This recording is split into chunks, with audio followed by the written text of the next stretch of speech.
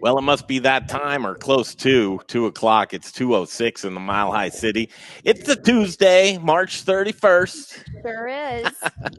Here it is. I mean, day 16 out of 57 since dining rooms have shut down in restaurants and bars all over the metro area. Day 16 out of 57. That means 41 to go. Oh wait, sorry guys, that's me. No, you're I'm fine. getting things loud. Well, you're a step ahead of the game because we want people to share this. If it pops up right now and you're watching us, please share this to your Facebook page and with anybody else that you think would like to watch the Modern Eater Show as we bring you some of the best interviews and content and folks in the industry. And just basically trying to keep the light on for folks, Rebecca. We really are. And, you guys, we also want you to take advantage of the YouTube channel. Please text us. Our line is 720-715-3311. We want to hear from you. We want to hear about your concepts, what's going on in your world, who you'd like to see, and some feedback. It's always great. We're here for you. Only if it's good. We're sensitive right now. Yeah, we are. We're on day 16. The nerves are raw. And also, that's a great point on our YouTube channel. While you're there, subscribe. It's The Modern Eater, and that's consistent on all social media, whether it's YouTube, Facebook, Instagram, Twitter, you name it. The Modern Eater is where you can find it. But all of the coronavirus coverage we've done, all the videos are there. Yeah. You can watch those and go back. And it's kind of cool to see the chronological order of how this is unfolded. I've been keeping notes on a daily basis as well as you. And some of the best industry leaders, Alex Seidel and Justin Brunson and Troy Gard and Juan Padro and just larger folks, but, folks that are kind of smaller voices that we want to have heard as well. We want to hear from every extreme, from, the people who are just in the trenches to the people who have found a new path and a new way to recreate the meal and just support our industry. And we're going to go to Lorena Cantarovici in just a minute. I think she'll be proud of me for saying that, but I do want to tell you the rest of the show. Ryan Evans from Bruz Beers is going to join us. Nathan Rockwood from Grey Wolf Resort. I can't wait to hear the agricultural piece of this as well. And Katherine Keeley. That's a story, Jay, that you got an email from a gal today. Yeah, Katherine over at Catherine's French Bakery. And she said, hey, listen, we're still working. We're still baking. We're still doing this. We're still doing that. And I'd love to share our story with you, an interesting family. So if you're a Katherine and you have a story and you'd love to be heard, we'd love to get you on the Modern Eater Show since we're doing 3 hours of programming every single day, except Sunday. We're kind of taking a deep breath. That's more for Jay. On a Sunday. Hey, this is cool. Before we mention this, a Fox 31 piece came out about the Modern Eater Show last time. We had the crew huddled here. Wish we could have had little Rich and Brian with us during that little Fox 31 interview, but 2 minutes of primetime television featuring the Modern Eater Show. And we're just so thankful that the community is responding so nicely to this. So Dr. Sara Metz will join us from Code 4 Counseling in our usual spot at 4:45. Yep. So stick around for that because we need to be uplifted at the end of the day. And Dr. Sara Metz, she sure does deliver. So as our Facebook audience is accumulating right now, and tell you at 4:15, with Meridiem Spirits and Daniel Ekker. He's a very interesting guy. But here she is, the star of the hour, taking a drink of something right now. She's like, are you ready? Are we going to get going here? It's Lorena Cantarovici. Yes, finally, Greg, you did it. I know, Cantarovici. Cantarovici, there you go. I love it. Owner of Maria Empanada and named Colorado's. This was cool. Named Colorado's 2017 Small Business Person of the Year winner. That strikes me because the tone of the conversation today, Lorena, is small businesses, and I am so worried about them right now. Should we be worried about small businesses right now, Lorena?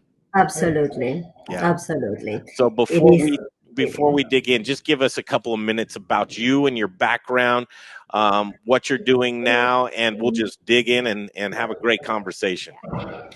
Well, Maria Empanada is a fast casual restaurant concept. We got from the kitchen from my house to to 5 locations in 6 years. The business was growing, was doing very well, and then one day the coronavirus came up and stopped everything. So it is now we are having only one location open, that is the Broadway one. We is open on, of course, only to pick up orders. You can come, select the order, or you can place your order via those third-party delivery choices. And we are there. The rest of the locations were closed. First the Broadway Market, and then the Stanley Marketplace. Those are places where people were going and having fun and being reunited. And now we had to close those first, and then of course the other 2 locations. So yeah, life is being difficult and different, completely different to 2 weeks ago, and trying to adapt to that. Well, perfect segue, Lorena. You're no stranger to adversity and starting from the bottom. That's right. Start all over again, and that's the mind that you need to have. It's like that, the beginnings, putting all the effort, all the creativity, all the things that you now, when you start growing, you say no. Well, you need to start saying yes again. Start to hearing what is around, and try to model with your concept and think who you are at the same time. So it's a level of things that you need to put in balance and come up from this moment. But at the same time, being close, I think it is a help for the community, a help for the solution for this problem. Honestly, the problem is right there. It is around, it is in the air, and we need to do something about that. So being close is a good alternative at the same time. Lorena from Maria Empanada. And, talking to you, it strikes me because somebody who pretty much self-educated yourself and to things that you would need to do in the business world. You came from a banking background, which was interesting. And it was just by chance that the empanada thing caught on by doing a few empanadas for a private party, and then it grew from there into kind of like a catering type of thing, into a brick and mortar. But along those lines, you really had to educate yourself as far as how to acquire small business loans, what to look for, how to navigate those waters. And I'll tell you right now, I'm the first person that would say, you know what, if there's something I could go back and do better, would be to educate myself so that I know that if that tool is right in front of my face, but I don't know how to use it. Lorena, could you just talk about that a little bit? Yes. And think that I came here without almost nothing, not even the language. So I needed to educate myself. If not, I would be completely isolated without the coronavirus, right? So I needed to do something, and I needed to find out how to do the things and do the things right. So the best way is getting informed and continue. I mean, at this time with this crisis, things are happening minute by minute. So if you have a team, put somebody to dedicate in this area to get all the information in the loans and grants that you have available, and then you focus in the marketing, and then you focus in the kitchen, how everything is being produced. So being educated is the main thing, and things are going to come up more, probably more help. I really optimistic about that, and the importance is to get somebody to help you to find out and know better what is in it, and then how can that be a possibility for you or not. So yeah, education is everything at this, and more at this time. Yeah. So as you got into business and didn't you have a bachelor's in marketing? Yes. I am an accountant in Argentina. So believe me, I suffer inflations and changes hour by hour. So I know what it is. I understand that, but you never expected to live it again, basically. And yeah, here we are. Mm-hmm. So it is adapting minute by minute. Try to don't overwhelm, even that is this, all this is overwhelming, and always being positive, I think is a key to survive to this. Mm-hmm. So, no mistake, you are an immigrant, right? And Yes, we, proudly we immigrant. absolutely.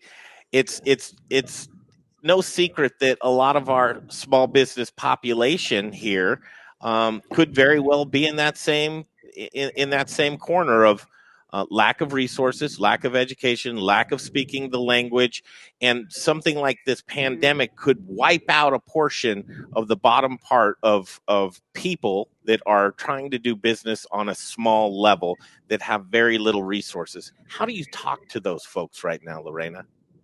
Well, I think what it matters at this time is communication, and we all need to be in communication. Of course, this comes from you guys, from the media, from your events, from your programs. I was able to send a letter also to the governor and let them know and be very clear that please communicate to the Hispanic and Latin community in their language. It is very important that everybody knows what is happening and how can we protect in any ways. I mean, as a human being for the health, and protect also as a business. So the communication needs to be big and comes from as much possible in the best better ways to communicate, so the language can be a barrier. I mean, the Latin community is a big percentage right now here in Colorado. It is important. It is in the areas that are more effective. The problem right now, I mean, how many employees right now are immigrants, Latinos that are without a job because they used to work in the restaurant industry, in all the hospitality. So communication in their language is very, very important, and we need to communicate to the big levels. We need to make them know. I mean, we are in all this together. It's just trying to help. It's not about a campaign. It's not about politics. It's not about anything. It's about working hand by hand virtually, right? In how to pass and have everybody active in the communication. So big things. If something come up new, like another new development in the virus, or any help for small businesses, we need to be able to understand what is happening, and the communication has to be clever. So I'm so thankful for you guys that you are doing this. This is very, very important, and thank you for inviting me, and keep inviting small business owners. We all need to talk. We all need to express our frustration. We all need to express also our optimism and the hope that we will come out about this. We will come out about this.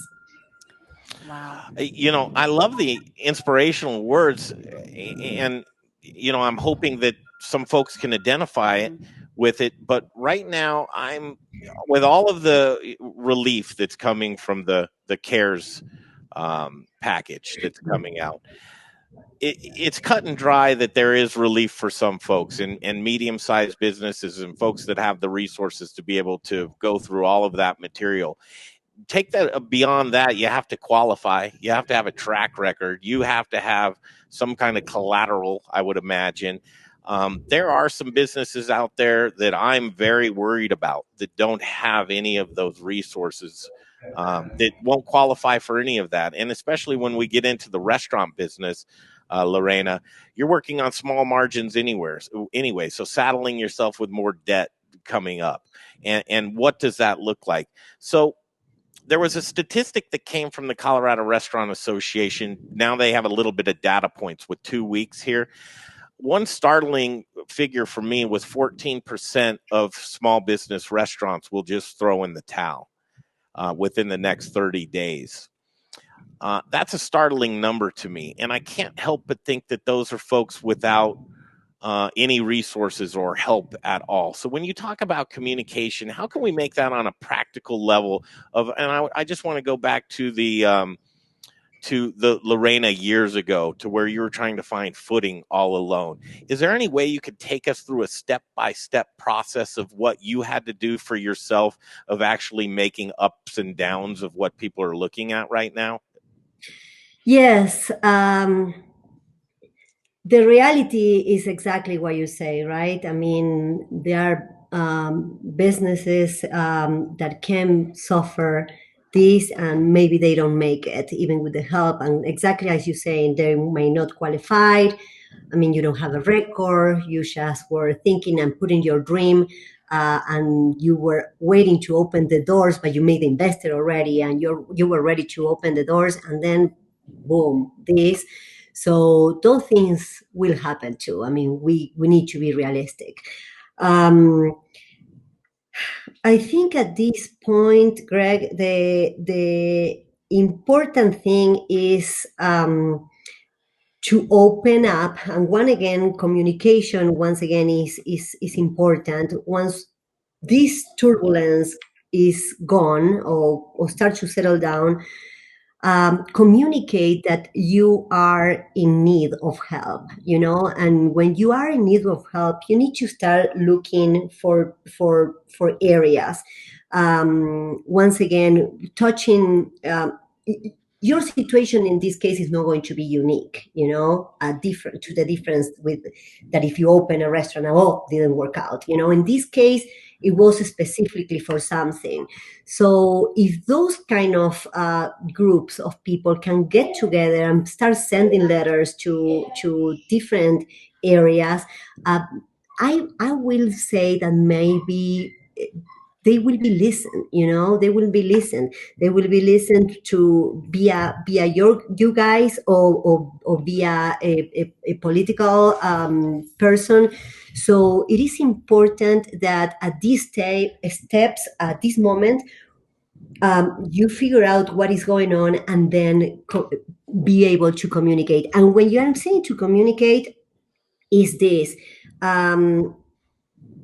You can also communicate to your family. You can also communicate to your another business around.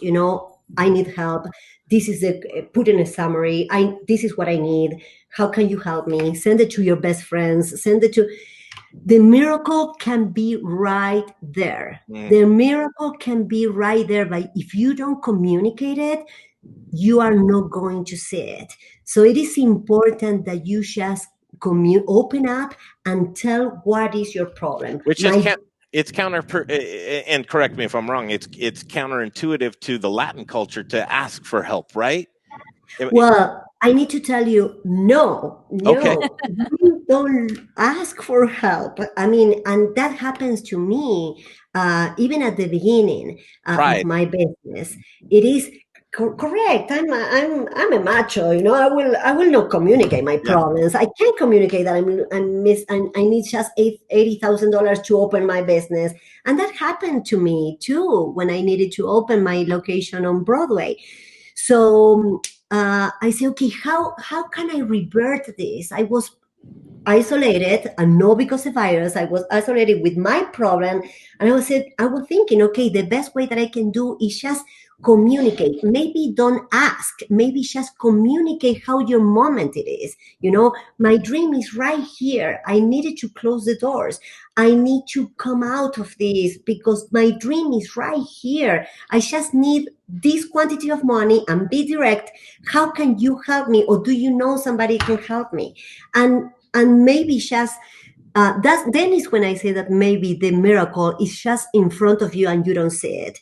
So communication, Greg, I definitely believe it is key in all this.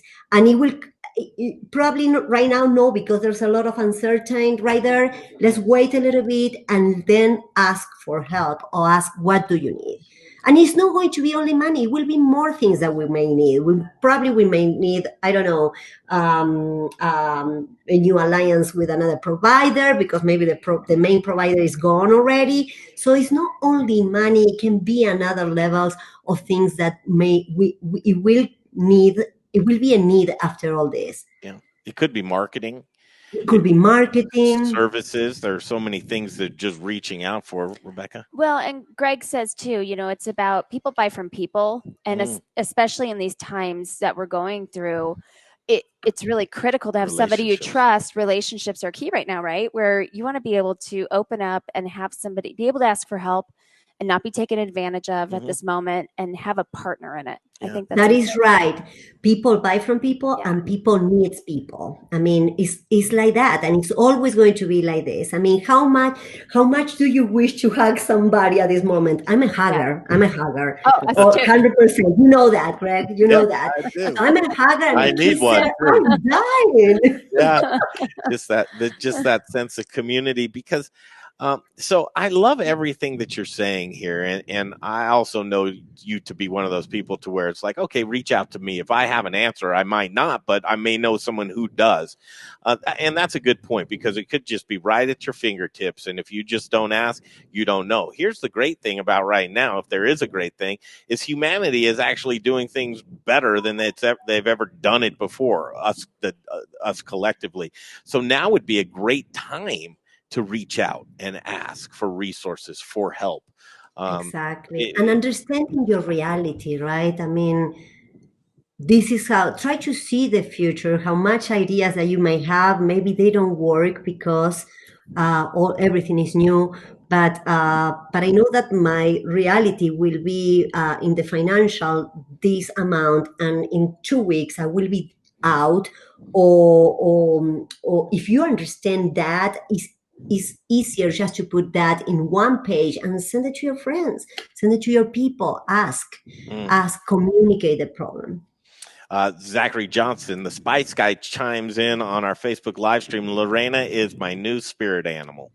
She is an animal. So can we talk about your business for a minute? I mean, here it is. Yes. It's kind of like you got struck by lightning. And nothing's really ever come easy to you. But there it is, that new beautiful location. You had a fire, right? Recover from a fire, reopen, and then hello, coronavirus. Yes. Boy, you just won the double jackpot on that one, Lorena. How are you navigating with your business? And I know you've got great people around you. Victor is just a really sharp guy. I miss seeing Victor as well, both of you. And we were going to come join you to, bring the community together and hold up the folks that we love and support. But, now you're faced with a building or a saving. How do you save your business? I'm assuming you've had to furlough people like many other business folks and just hopefully have a job for them to come back. But start back when, at the beginning of the fire and bring us to today, if you would. Well, it wasn't a fire. The fire was next to me. It was correct. another place that my neighbors, that they were trying to reopen a business right there, and they started all the smoke from that came to Maria Empanada. So we were the most affected, and we needed to close. I'm assuming it was for 15 days. I don't want to even count it. You are counting days. The 16 days we closed the restaurant. What are you doing to me? Flashback. Okay. Sorry. Yeah. Sorry. I just went back to that. But So after that, yes, as you mentioned, we reopened with all the energy. Yes, happily to have people around and all the neighborhood and customers come in just to support us. That was beautifully, and then this, right? Then this, and that puts another mentality and puts you in another way. There's a lot of bad energy with all this. There's a lot of bad energy, and we do have something that we call buena onda, good vibe. So is that we spread that, we want to spread good vibes, and that is something that is hard for Maria Empanada this time, to transmit in good vibes when you need to lay off people and lay off to your people. I need to tell you that proudly we did have 90% of retention of employees. Previously in this industry was very hard, but that buena onda, or that good vibe that I'm telling you, is the one that keeps our people together. And so I have people with time that probably they are with us for a year and a half, 2 years, 3 years, and laying off is no health. It's not good for me. It's a very sad sensation, but at the same time, you need to understand who is sick at this moment, right? I mean, I'm not sick. I know my employees are not sick either. Who's sick is Maria Empanada. And if Maria Empanada is sick, who do I need to take care of? Maria Empanada. So if I take care of Maria Empanada and I bring her with health, then is when I can bring the rest back. Wow. So yeah, when I put it, check this out. Well, I've got them too. Me too. I'll just look at my own arms. It is, and that's when you start to see the things in another perspective like that, is the common sense is right there, right? Mm-hmm. It is right there. So putting saying bye to my people was very hard, but I think it was the right thing that we need to do as business owners. We need to. Goodbye. It was goodbye for now. What? It wasn't goodbye. It was goodbye for now. For now. We'll see you soon. We'll see you soon. Yeah. We'll see you soon. Yes, but the first thing is take care to who is without health, and the business is at this time without health. And basically, yeah, that's the message. Is when an employee is sick, restaurants, we do have the policy, right? If you are sick, you need to call us 3 hours in advance. You need to find somebody to replace, cover your shift. Well, if Maria Empanada is sick, who is calling? Who is calling? So when you see it like that, everything else makes sense. And that's the way how we need to see it now. Well, wow. Lorena, what are you doing to bring Maria Empanada back to health? Back to health, cutting expenses, of course, laying off people. Yeah. Getting lean and mean. Lean. That's yes. What's happening right now. Folks are saying, what's the bare bones that we can have in order to survive, to get to the other side? How about assistance? Is there anything in the CARES assistance program for you? Yes, I definitely believe that we have opportunities there. We are still reviewing and checking. You need to do everything in steps, of course. And once again, thinking like in the beginnings, when you just open your restaurant, if you didn't have any saving or money from investments, you count every single penny, and that's how it is happening right now. We need to count every single penny like in the beginnings. So it is hard, but that's how it is. And I'm reducing, and then keep once again studying all those programs that are coming out, and more things, and being in communication with another restaurant owners, and other business owners, and then. At the same time, I know that all this creates fatigue, or like you don't catch up. It's like the technology; you never catch up with the technology. So this is kind of the same diagnostic, but at the same time, trying to be creative. How can you help? How you can continue? How much do you need to sell for having the business running for this moment? So understanding every single piece that you need to understand is like making it completely how do you call these things? No x-ray, the other, this is completely scan of the body of Maria Empanada, a completely scan and find out where the problem is and start to eliminate it. Yeah, you have such a big, I'll call it a fan base. The community loves you. And Belinda here on Facebook says, empanadas for everybody. Please support local businesses like these great people. Now, that means the world, right? Especially during survival, not only for a morale boost, but, injecting a couple of dollars into the business. What is the creativity? You've got, again, between you and Victor, if I'm going to bet on anybody, it's you two people. What are you doing creatively? Pivot points, Maria Empanada. I know you mentioned your Broadway location. The original location, by the way, is the one that's open right now. You're probably doing curbside delivery. Tell us what you're doing right now. Yes. I didn't have so much time for the creativity yet. I need to tell you, I'm scanning another part of the body. But but I actually trying to do this as much as we can with the business, like the rest, curbside.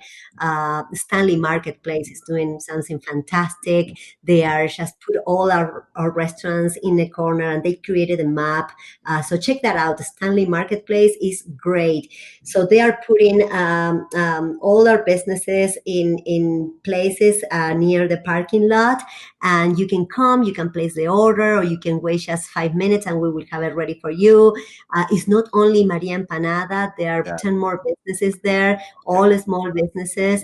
Curbside videos also in our Facebook, Maria Empanada Facebook. We are communicating. We are putting videos of the people that comes and buy the empanadas, and you can see some of them. They take like 2 or 3 boxes of dozen of empanadas, and I always ask them, "Where are you going with that? If there's no party, where are you going with 36 empanadas?" And they say, "Oh no, they freeze them. I freeze them and I eat once today, once in 2 days, and take them out from the freezer." So that's great. So let me record that. And Victor, of course, is right there making all that happening. Sangria to go, mimosa to go, everything to go.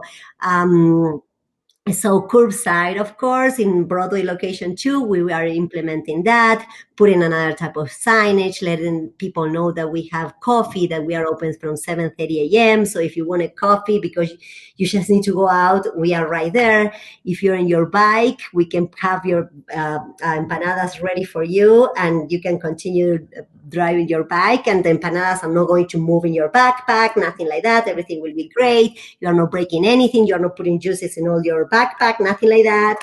So yes, and being more things will come out, of course. Updating our website, order now, and have different channels. Making sure that every single tablet of those third-party delivery are available, because with all these internet things, also they crash sometimes. So we need to make sure that the customers still receive the product and everything is good.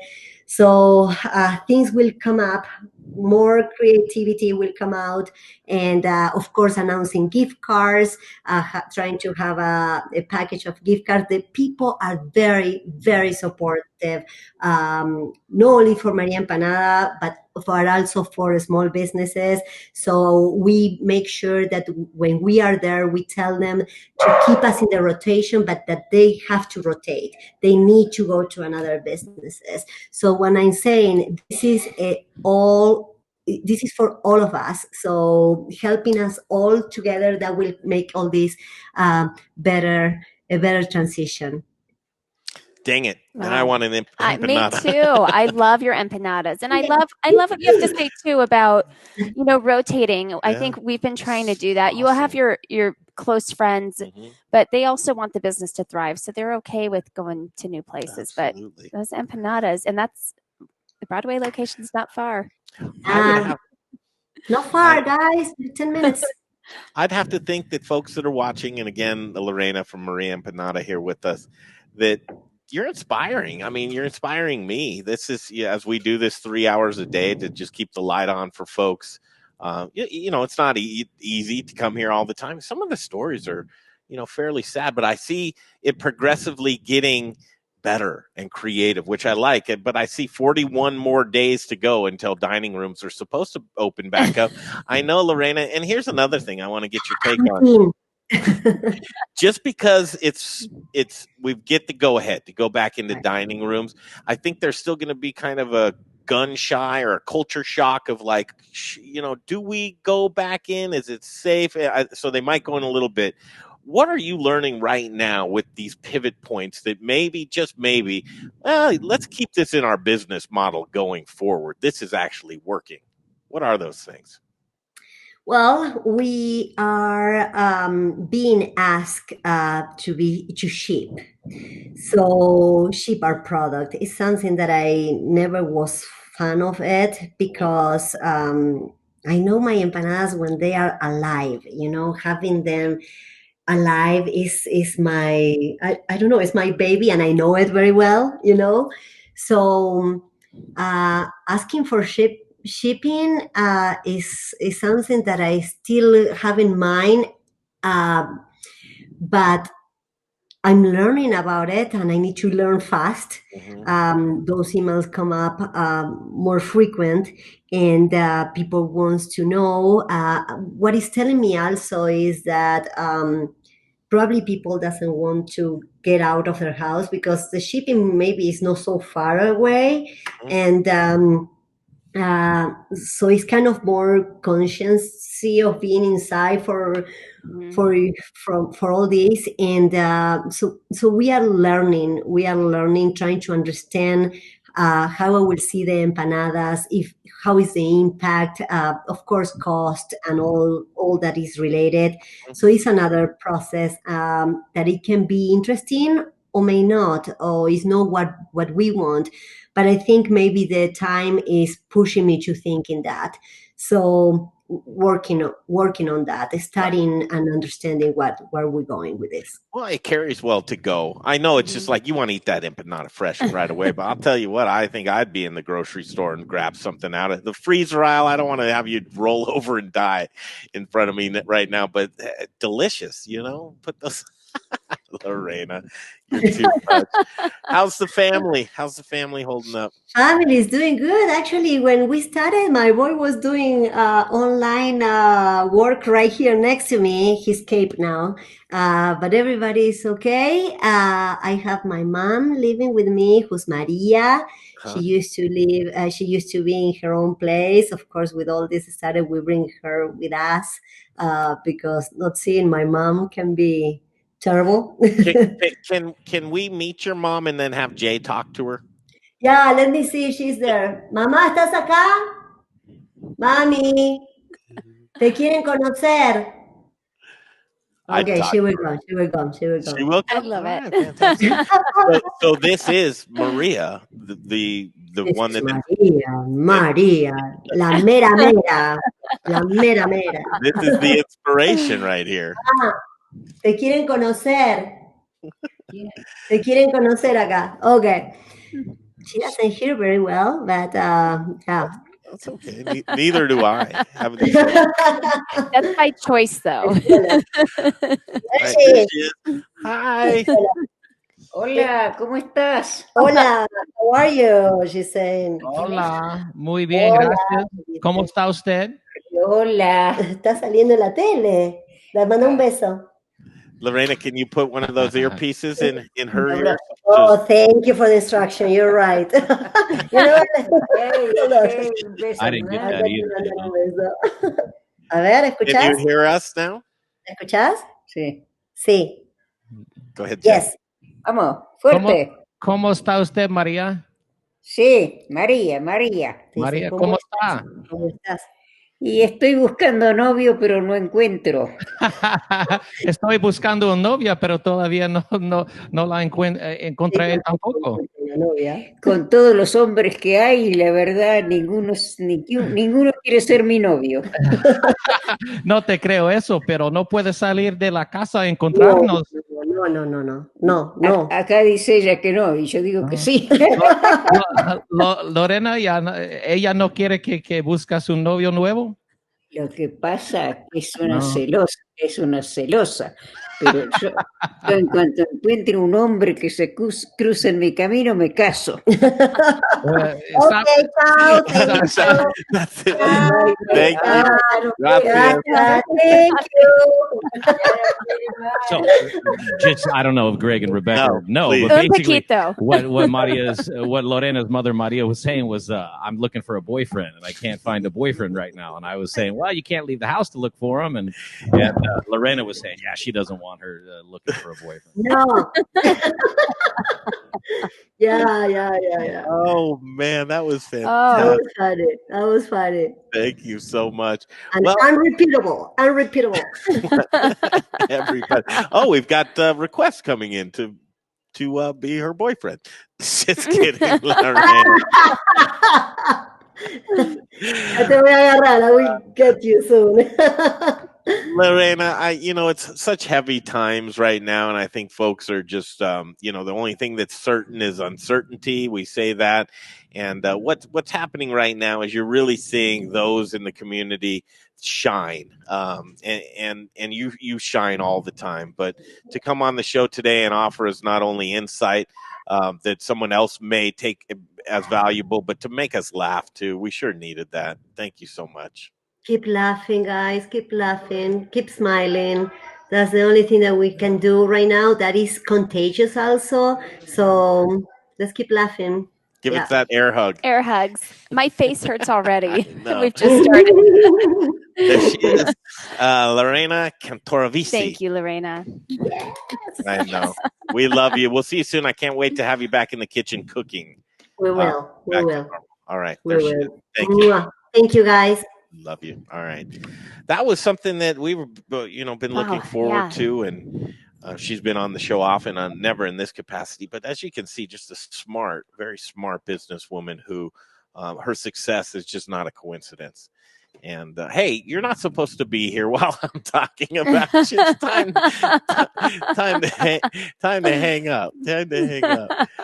It's no coincidence, and she's gonna see bigger and better things as some of the most brutal fires that leave behind destruction, leave some of the most fertile soil, and she'll be somebody that will absolutely take full advantage, as I hope a lot of people do. So standing by for our next interview, I want to do this right now. I want to talk about the Spice Guy and Zach Johnson, the Spice Guy. These are the people, and again, when you look at the Modern Eater show and great sponsors like Rebecca Berry and Forth and Zach Johnston, the Spice Guy, and we sent out our billing for the month. Zach Johnston was the first one to support the Modern Eater show, being down 90%. And he sent me basically a sheet that said, here's my sales 2 weeks ago, and here's my sales today. And it went from a huge spike. I don't want to give his numbers down basically in the basement.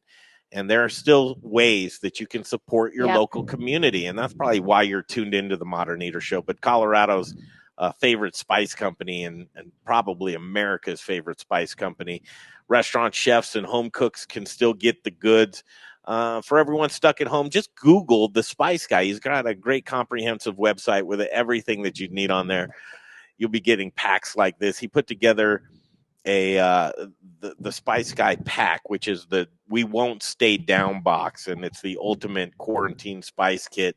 I don't know about you, but cooking seems to be a little bit therapeutic for me, and it is. I just hate to cook without the great spices. Listen, we've been cooking with them all week, and as well as takeout, and thank you so much, Zach, for the gear to support you, so appreciate you. I met the Spice Guy probably a year into the Modern Eater show. Had no idea who he was. It was just something downtown. We're waiting for Ryan Evans from Bruz Beers to come on, and met him, and a great guy. And even back then, whether he believes it or not, I walked away thinking, what a intelligent guy. Looks like a good product. I didn't know anything about it. I'm like, it looks like a delicious product and everything else. And then you fast forward, 4 years, and he's a sponsor of the show and a friend and a great dude. Wears all black because what's his motto? wear black, eat spices. That's right. And you meet Zach. He's kind of an unassuming guy and just geeky to the core, but he's a musician. Did you know that? I did, actually. And he's quite brilliant, let me tell you. He is. He's a musician and just an all-around Renaissance guy. Zach, that's all we're talking about with you, because you made me a minus the other day. It's like, who in your life is a plus or a minus? Because right now you need to figure that out. Rebecca came out a plus. I came out a minus, and Jay got a question mark. We're on the fence, man. But hey, his check cashed. So, and also as we wait for Ryan Evans, also coming up on the show, Nathan Rockwood from Grey Wolf Resort. And if you don't know what Grey Wolf Resort is, you're really going to want to hear his interview, because it's not something that you would expect, right? I mean, in the way of what they're doing with the animals and the tours and they're growing products out there. It's really a unique place. And then also Katherine Keeley from Catherine's French Bakery is going to be on. We've never talked to Katherine, but I talked to her on the phone briefly, and she sounds like a very interesting woman, very interesting family business. Oh my gosh, this is good. What are you drinking? It's an upslope. Rebecca brought these. It's an upslope. This isn't a beer, so it's got to be one of their hard seltzer. It is. It's a hard seltzer. Spiked snow melt is this one. Delicious. Gosh, I know. You wish you could have one, couldn't you? I brought you apples. I mean, I can't. Thanks for the apples. I can have one. I just choose not to. You want to spend like half an hour on my sobriety? Again, thanks for everybody for tuning in. It is a Tuesday, March 31st, day 16 out of 57. It's getting funky outside. Last night on the way back from the broadcast, tried to hit the Natural Grocers first. It was like 7:55, I want to say. Nope, you're not going in there. That was closed down. So I hustled over to Whole Foods in Cherry Creek. Nada. Can't go in. There was a cop at the door. It was just really eerie outside. For every one car that I saw on the road, there were probably 4 or 5 cops. Couldn't go in there, so I thought I'll hustle into Glendale and go to King Supers.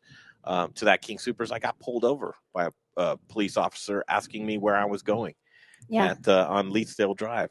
It was just bizarre, but you got the feeling like you better double time your ass home, because we're not messing around. So this shelter in place thing is real. And, just trying to curb the spread of this terrible coronavirus and just make it so that we can keep up with the spread. It's just so interesting out right now. And as we are day 6 on shelter in place, I'm seeing some bizarro world stuff out there on social media. Some of y'all are losing your damn minds right now. Keep it cool. And, so you're just seeing people do bizarre stuff from their homes, which, some of it, trust me, it's like that friend that you have that's like, I can only have so much of him or her, but when I do, it's fairly entertaining. Right. Like that's a mess right now. I want to remind people too, shelter in place does not mean have a party. It doesn't mean get silly and invite everybody over. It truly is. We want to get back to work. We want, as you hear, Lorena from Maria Empanada speak about all she's been through. We want people like that back in business. So please be smart. Keep your petri dish small. That's really critical. That you came up with that. That came from Lori Smith. I get really? zero credit on that one. But that's a good one. But because it makes total sense. And Andrew Jeffrey joins the stream. Andy, how are you? We'll probably see you later on today.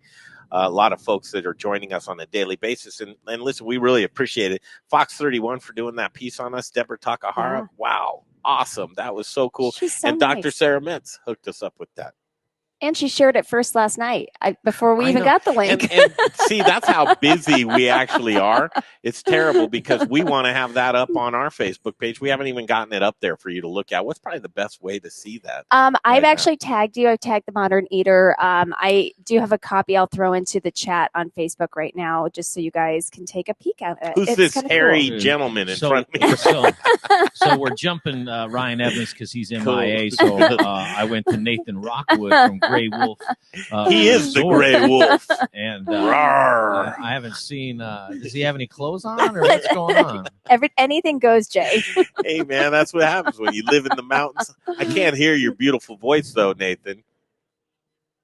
Nathan, can you hear us? What's going on? Yeah. He's trying to jump out and jump back in. Jump out, jump back in. Boy, that shocked me. I was like, Ryan Evans does not look like this. Who took the stream away from us? Yeah. Well, I mean, a naked body. Why not? It's Tuesday afternoon.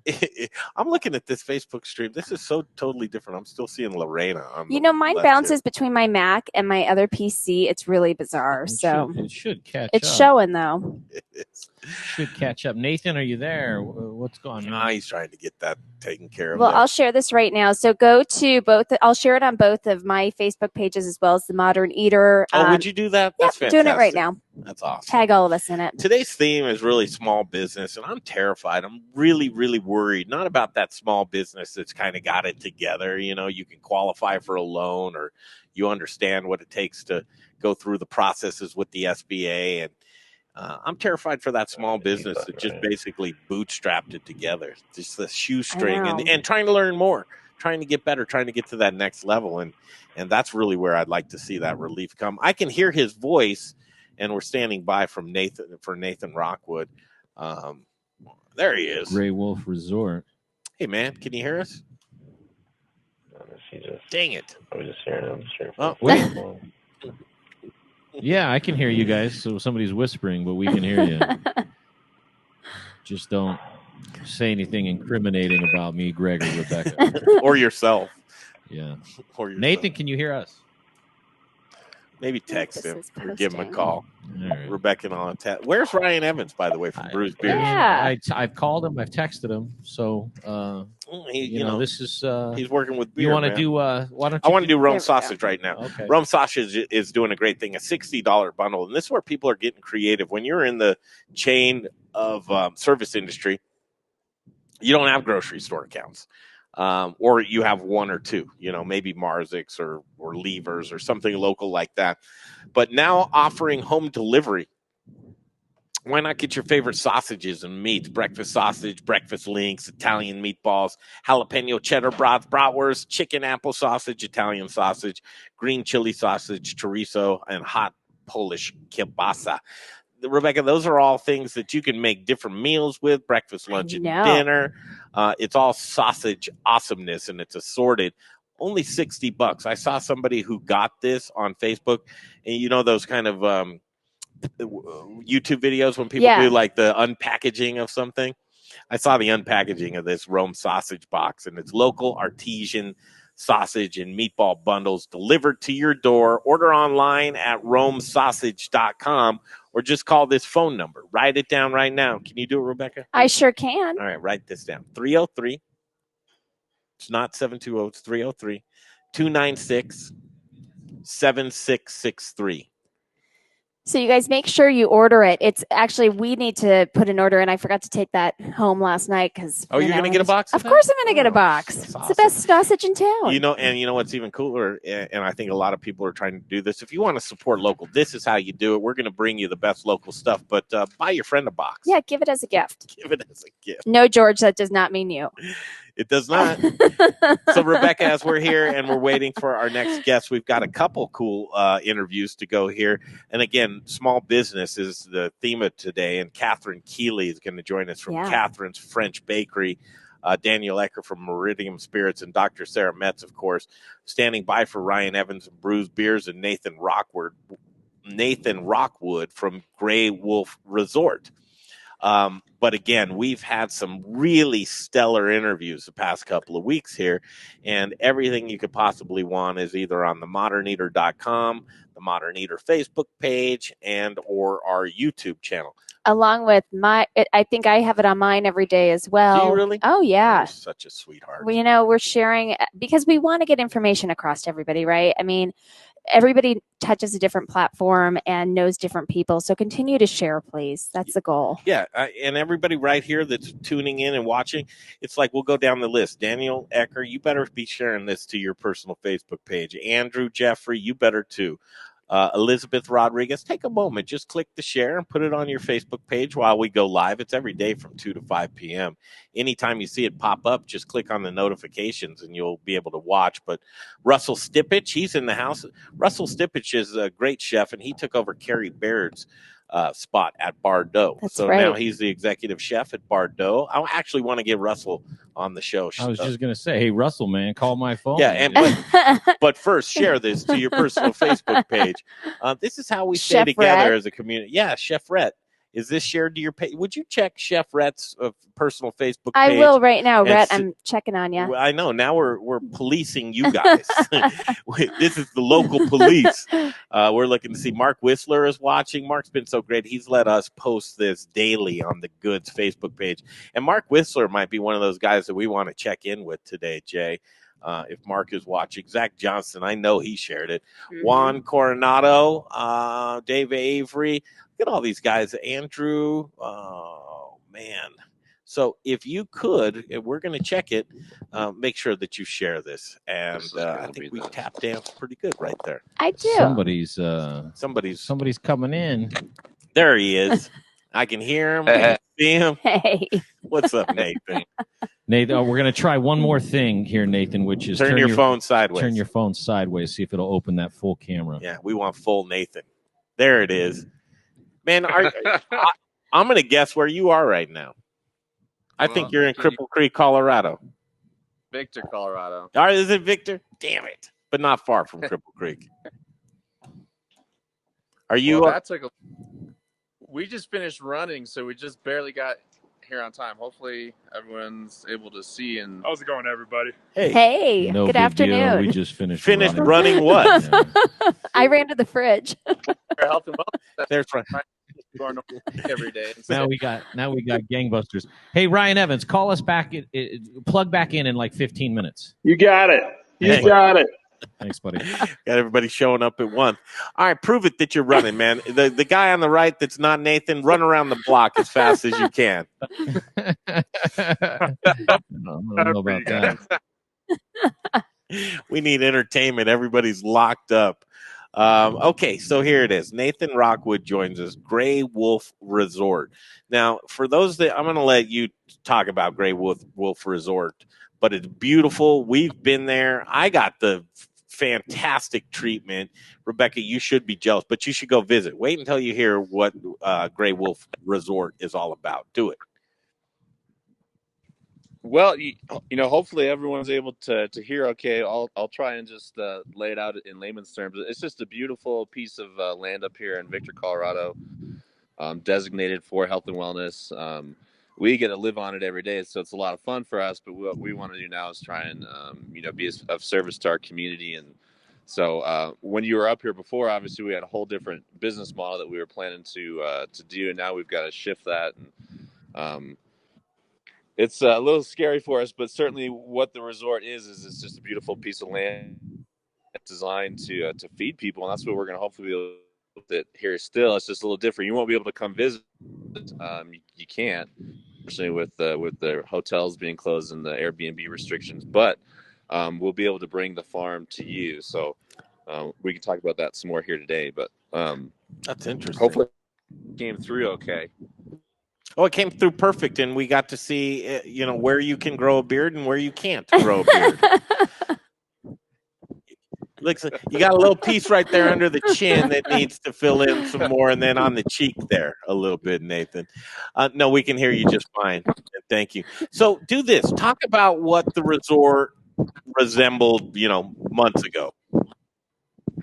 Well, so months ago, our business model, we actually had green. We were training, but we're a boutique hotel and a very small farm and ranch, and so our business model is to try and grow more of a concept and idea of community and food in a small setting, and to bring people up here, all different groups of people. But a couple months ago, our model was to bring people here, and they'd stay overnight, and we feed them breakfast, and they go about their way and hopefully get some inspiration. And of course, now we have a whole different model where we've got to be kind of service to not just the people here in our local community, but the people throughout Colorado, because agriculture is an essential industry. I mean, everyone needs to eat and kind of have healthy food and be able to be recipient of that. So as farmers, we want to try and be there for our community now more than ever, and we appreciate you taking the time to talk to us about it. But our model is just different, and so we're still trying to figure it out. But what we want to do is be able to provide the same quality, healthy food that we would have if you were to come visit us.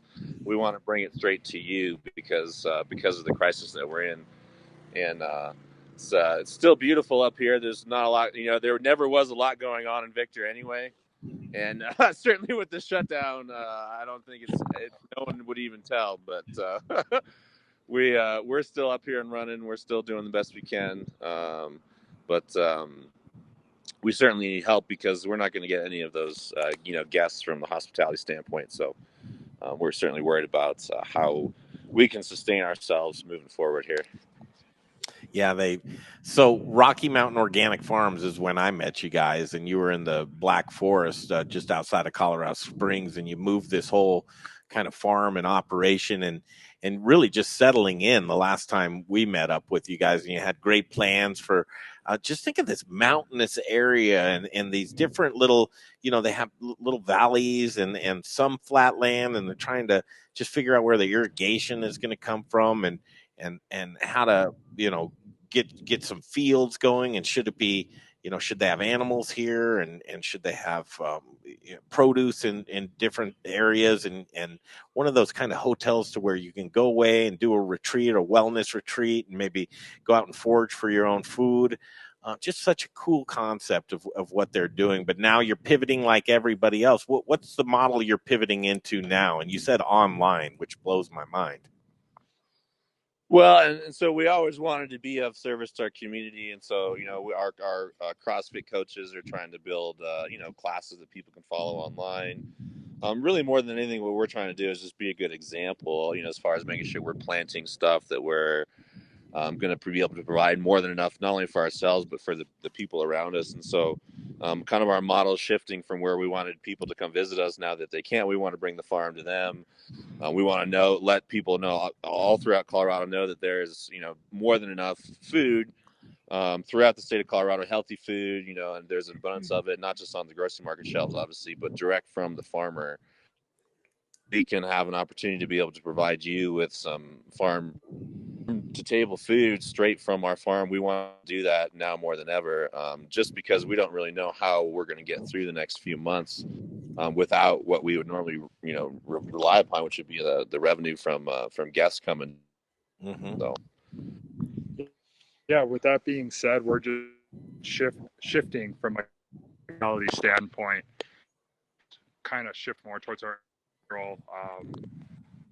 Just capabilities that we have on our ranch, and just provide and for our local community, and with our basically made fresh every day organic food, just provide a service for all. Yeah, so we've got building the program as flying the plane, so to speak, but we're building a community supported agriculture program. So anyone that wants to buy in, essentially you're kind of buying into what we already have now, which is a lot of quality heritage pork, which is USDA processed, which we do, and then to bring you farm fresh produce, obviously, as we get into the season, what we've been doing.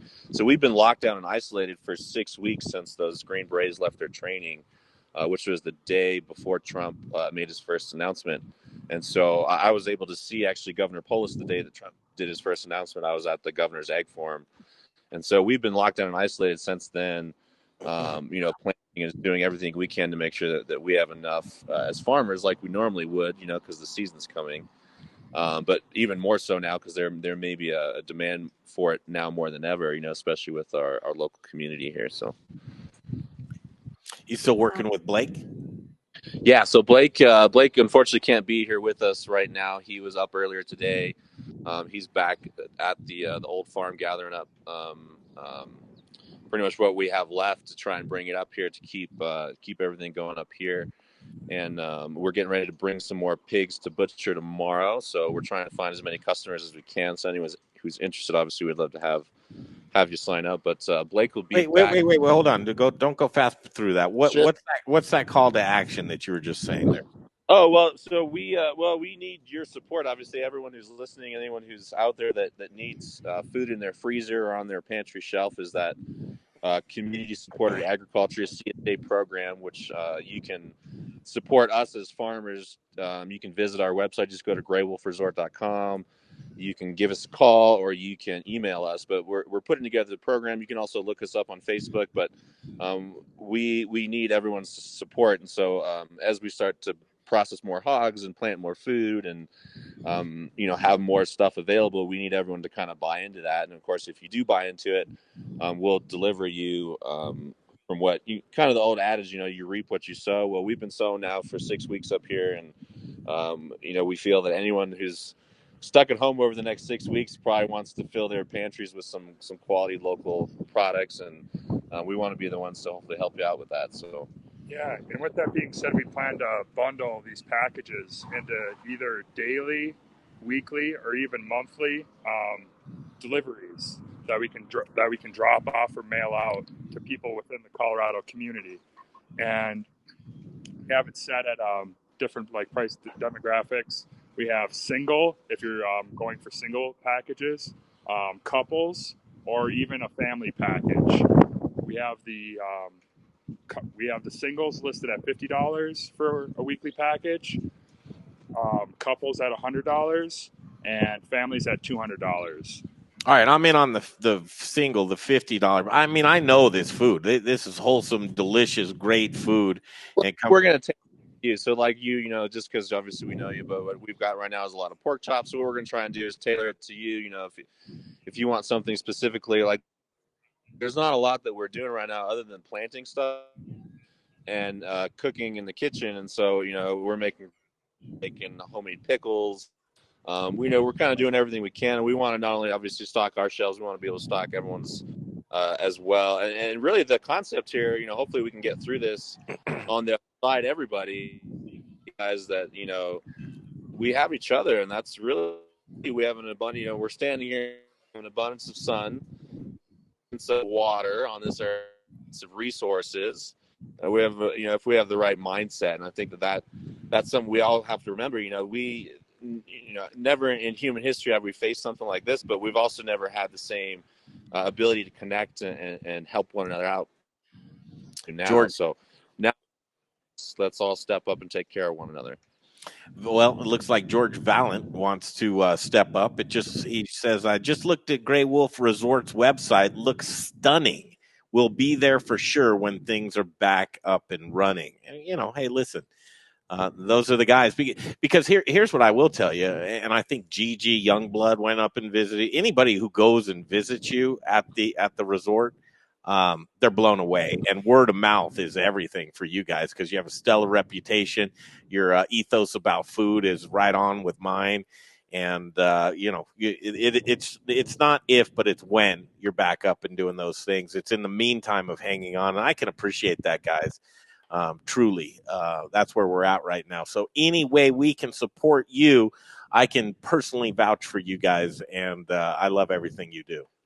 I'm in a new vacation. So, I think I'm excited to go up there and take a peek at it. But absolutely.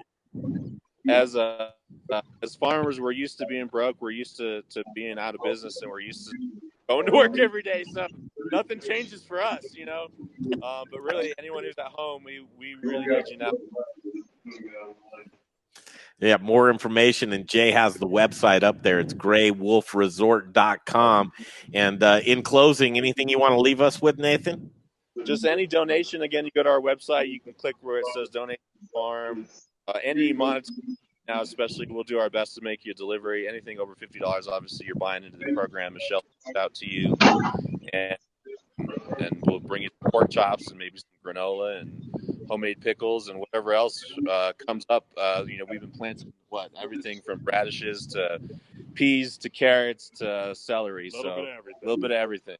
And then just piggybacking off that, one last thing is that if you do sign up for a month of weekly delivery, we will give you 1 week free. Yeah, so especially now, if you're maybe concerned about a loved one, an older, somebody that you don't want to go to the grocery store, you're a little concerned about them maybe getting it from contact at the grocery store. If you get a month ahead of time, we'll make sure to give you a week for free. And really, it does a lot for us because it just helps us through the season without going bankrupt. So, which is, again, normally as farmers, we're used to that in the back of our heads, but now more than really.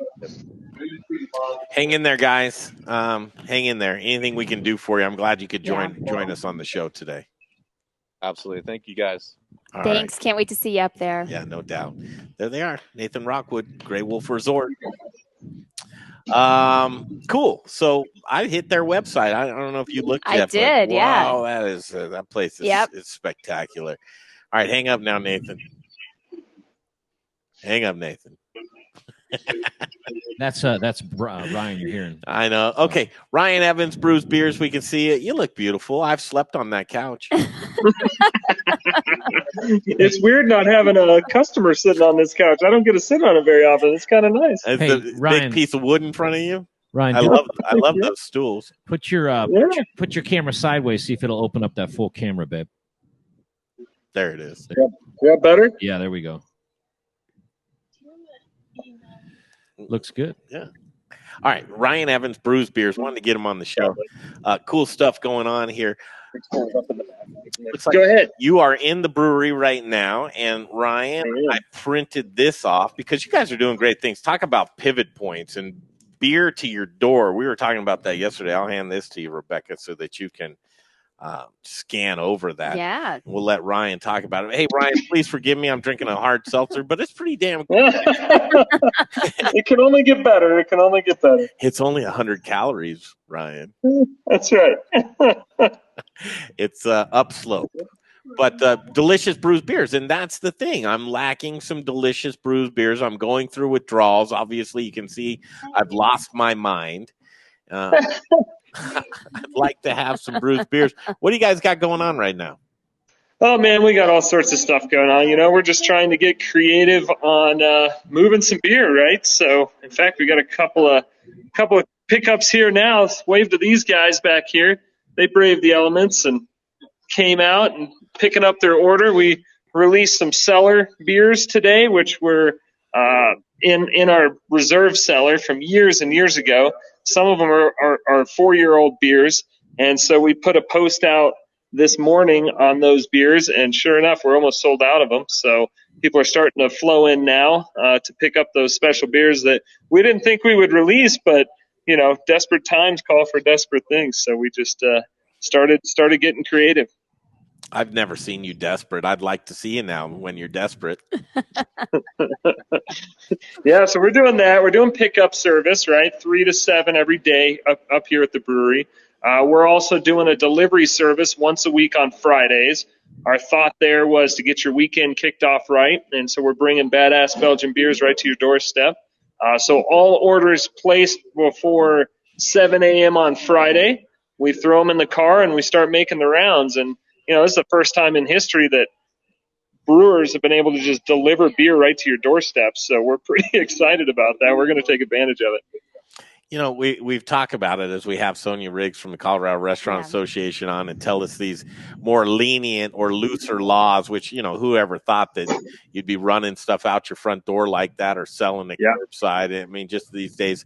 But what do you think will stick around after this? I mean, that luxury would be kind of cool to continue with, or are you just like, nah, let's get back? No, I think, you know, as breweries, we've taken a stand of minding the rules and minding them to a T and really putting a lot of respect towards what they've given us. And so we plan to not hang ourselves on these, and hopefully these rules can stick around. You know, I know every brewery that's participating in the delivery programs and the curbside programs, they've gone through the checklist that was given out to us, and they are following it to a T. Again, we don't want to screw it up. We want this thing to stick around. So I know right now it's temporary, but man, what a great asset to have. I know other states that you can do it in, and it's not an issue. So we don't want to become the problem. We just want to make sure we become part of the solution. For sure. I'm wondering what brewery you're with, but then I looked up and there it is, Bruz Beers, right? Perfect, man. Well, that and you got the sign there. You guys do such a great job, and as we're looking at people pivot right now, First of all, you have breweries are kind of built with like, what kind of cool things can you do throughout the week? Talk about like what those, trivia and Charlie speaking and doing the classes. Talk about life before this and what you were doing, and then we'll talk about how you're pivoting. Yeah, I should, sure. Life before this was very different, but we did a lot of fun events up here at the brewery. We did trivia every Wednesday night at 7 p.m., and that was always a huge success. We always had a different food truck every night, 7 nights a week. So that was always fun. We'd get people that would follow the food trucks and really, drive across town for some of them. So that was exciting. We would always have our concert series in the summer, which was really fun. And we're hoping to continue that. Nobody needs more money than breweries and bands after this thing is over, and restaurants. So we're going to continue to combine those together and see if we can't get something going there for the concert series. Of course, our annual Belgian Brew Fest every year, and that's where we bring up about a dozen different breweries, and they pour Belgian styles. And it's great because we've had people reach out on both sides of the table on that, both breweries and attendees, saying, please do not cancel that event. Reschedule it. Make it happen. I don't want a refund. I want the event. And so we're going to do that. We've got 2 backup dates booked for that already. So that's going to happen. So yeah, we're always doing some fun events up here and trying to make things happen. No, you really are. And such a beautiful area. I don't know if we can go look outside at the garden will be full, and you've got side and back and front patios, and they expanded. Yeah. You've got new neighbors with Sadie Russo, and it's not La Patisserie Française. It's what is it? Bonbons.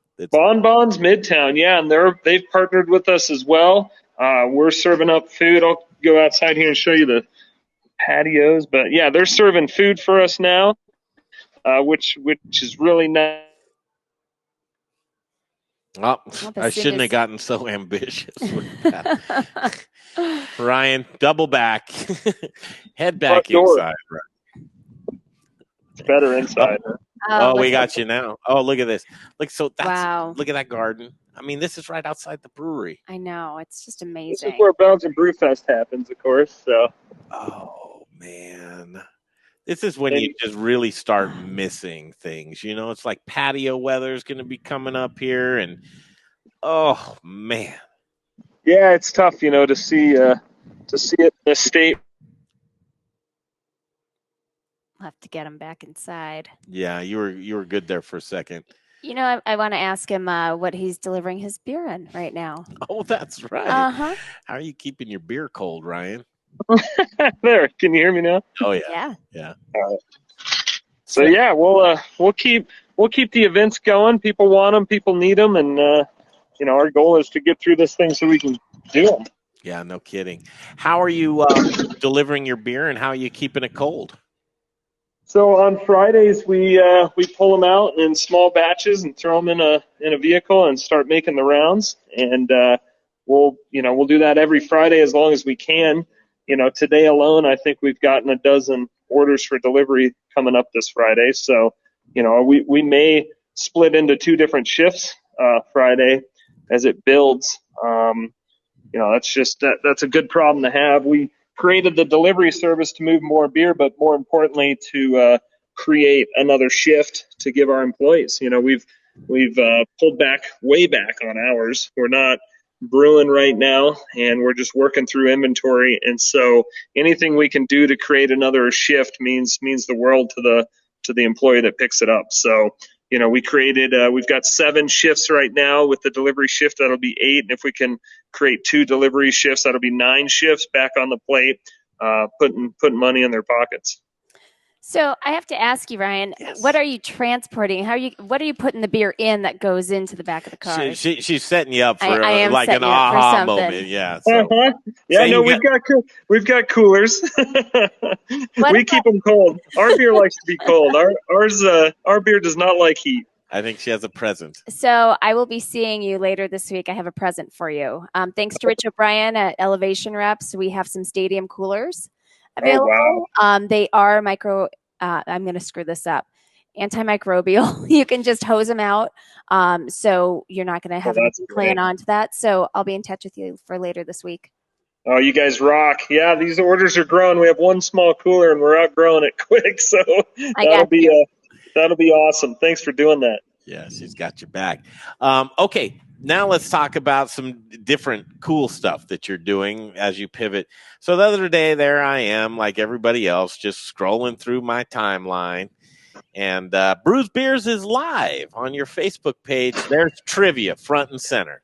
Okay, so I'm sucked in. I'm like, okay, I can do trivia. I want to do this. And you've got a cool guy. He's kind of DJing it, and he's got the questions. And there's 80 people. Rebecca, as we sit here and we look at, I don't know, in and out of 20 right now, people coming in and out of the show. But we're doing it for 3. He's got 80 people watching trivia. And then the guy goes, I need to go get another beer. I'll be back in 3 minutes. He goes away for 3 minutes. 80 people just sit there and wait for him to get back and do trivia. The new normal. Nobody dropped it off. You're doing cool stuff. Trivia. What are you doing? Trivia which nights? Yeah, so Justin is our trivia DJ, and he lives within the neighborhood here next to the brewery, and he's always hosted our Wednesday night trivia.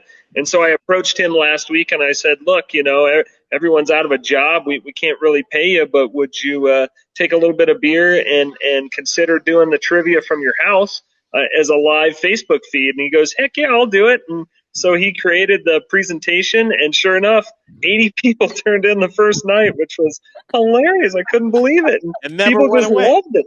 No, they all stayed till the very end. And so I reached back out afterwards, and he said he loved it and made some money on tips. He put his Venmo up there, and people tipped him. And so here we are coming up this week. We'll be doing weekly trivia broadcasts on the Bruz Facebook page. So who knows what this week's number will be? With some proper marketing, it could be huge. That's sick. Well, we want to spread it and help out, but it's so cool because at the beginning of the trivia, folks are just getting going, but then a few beers in, all bets are off at that point. Oh, yeah. We're having fun, talking, chatting, doing the trivia, and it was just such a cool thing. And I think that.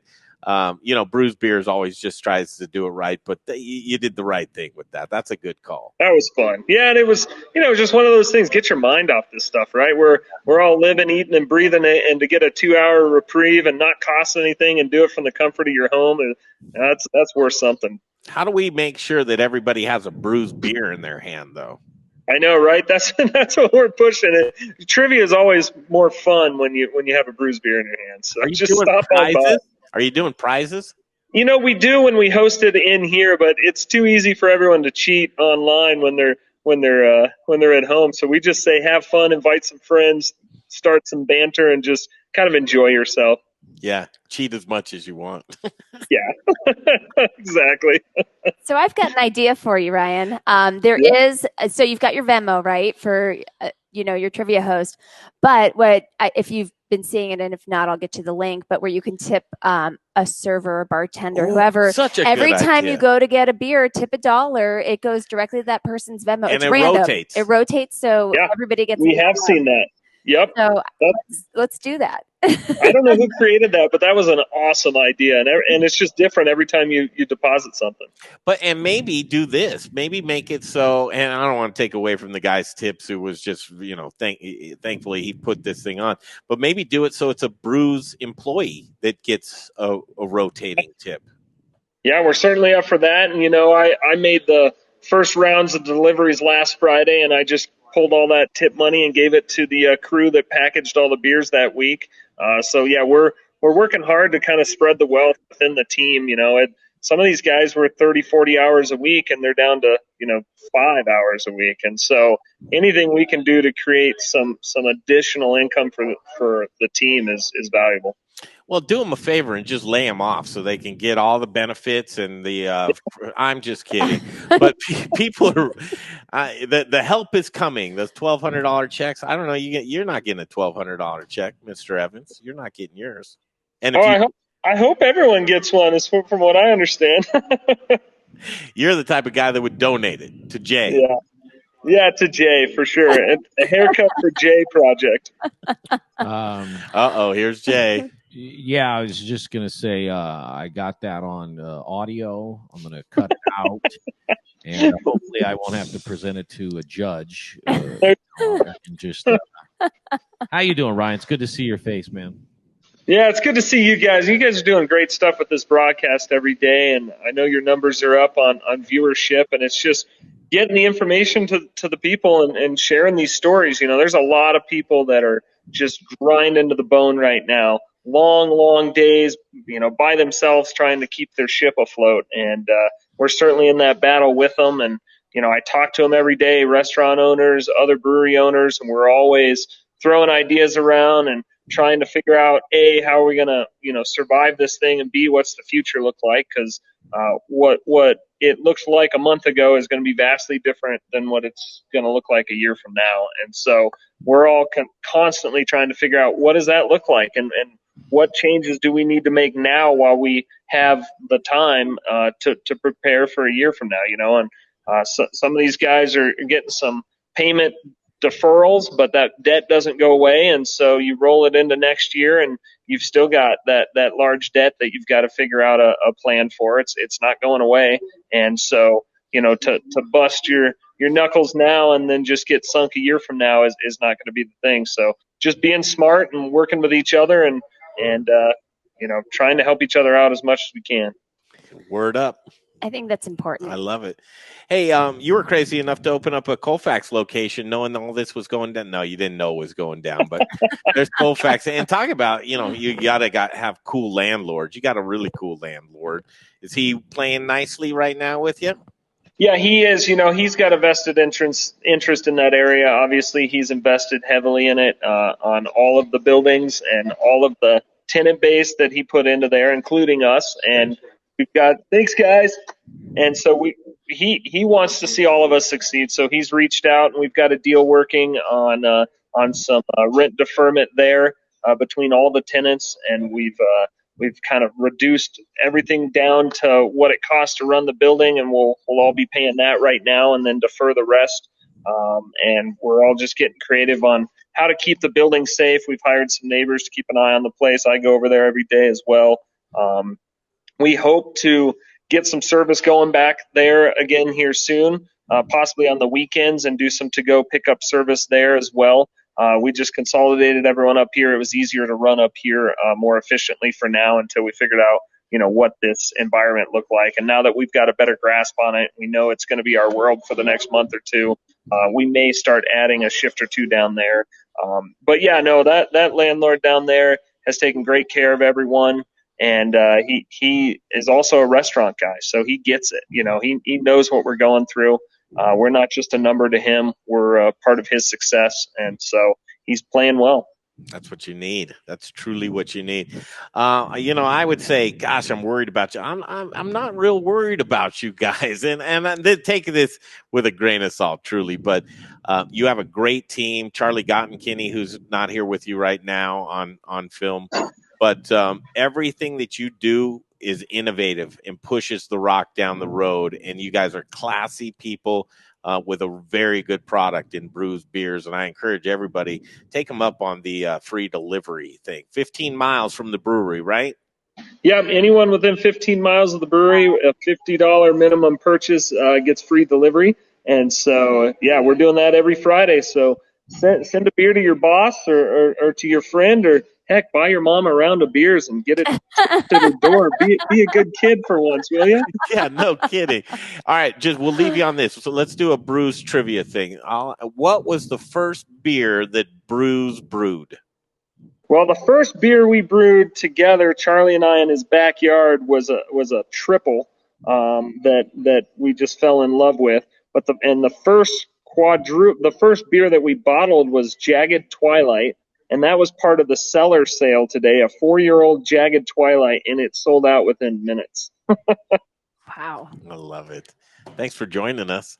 Thanks so much. Thanks for having us. Keep doing the good. You guys rock. Thanks, I probably will see you guys tomorrow morning. I love it. I love it. Thank you so much. Absolutely. Yeah, Thanks Ryan for being Evans, on. Bruz Beers. Cheers, guys.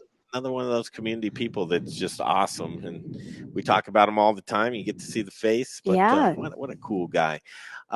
Guess who just popped it? Did you see that? He popped in and just left immediately. He let me know he was coming. He's what do you figure's on that table? Can you go grab whatever's on that table? Yeah, it's food. But yeah, I'll go grab it. Well, don't we want to show? That's usually what the Modern Eater show does. Is we show food. What are you busy doing right now? Oh, nothing. I was just trying to get somebody for you to talk to. Oh, well, thank you.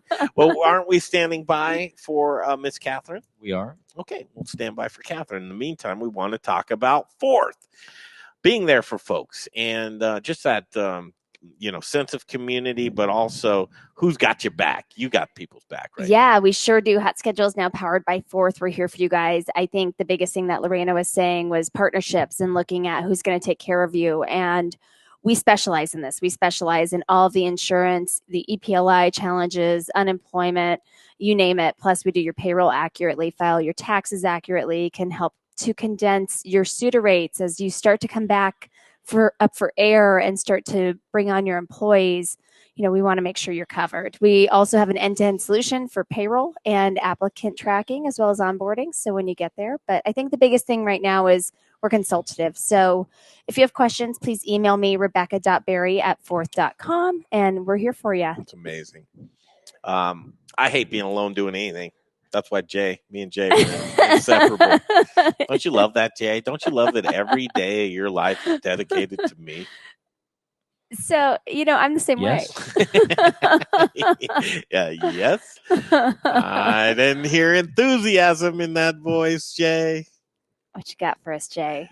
Well, he's going to show these delicious. I have a feeling we got a whole box of empanadas right there. Is there enough? First of all, is there enough for all three of us?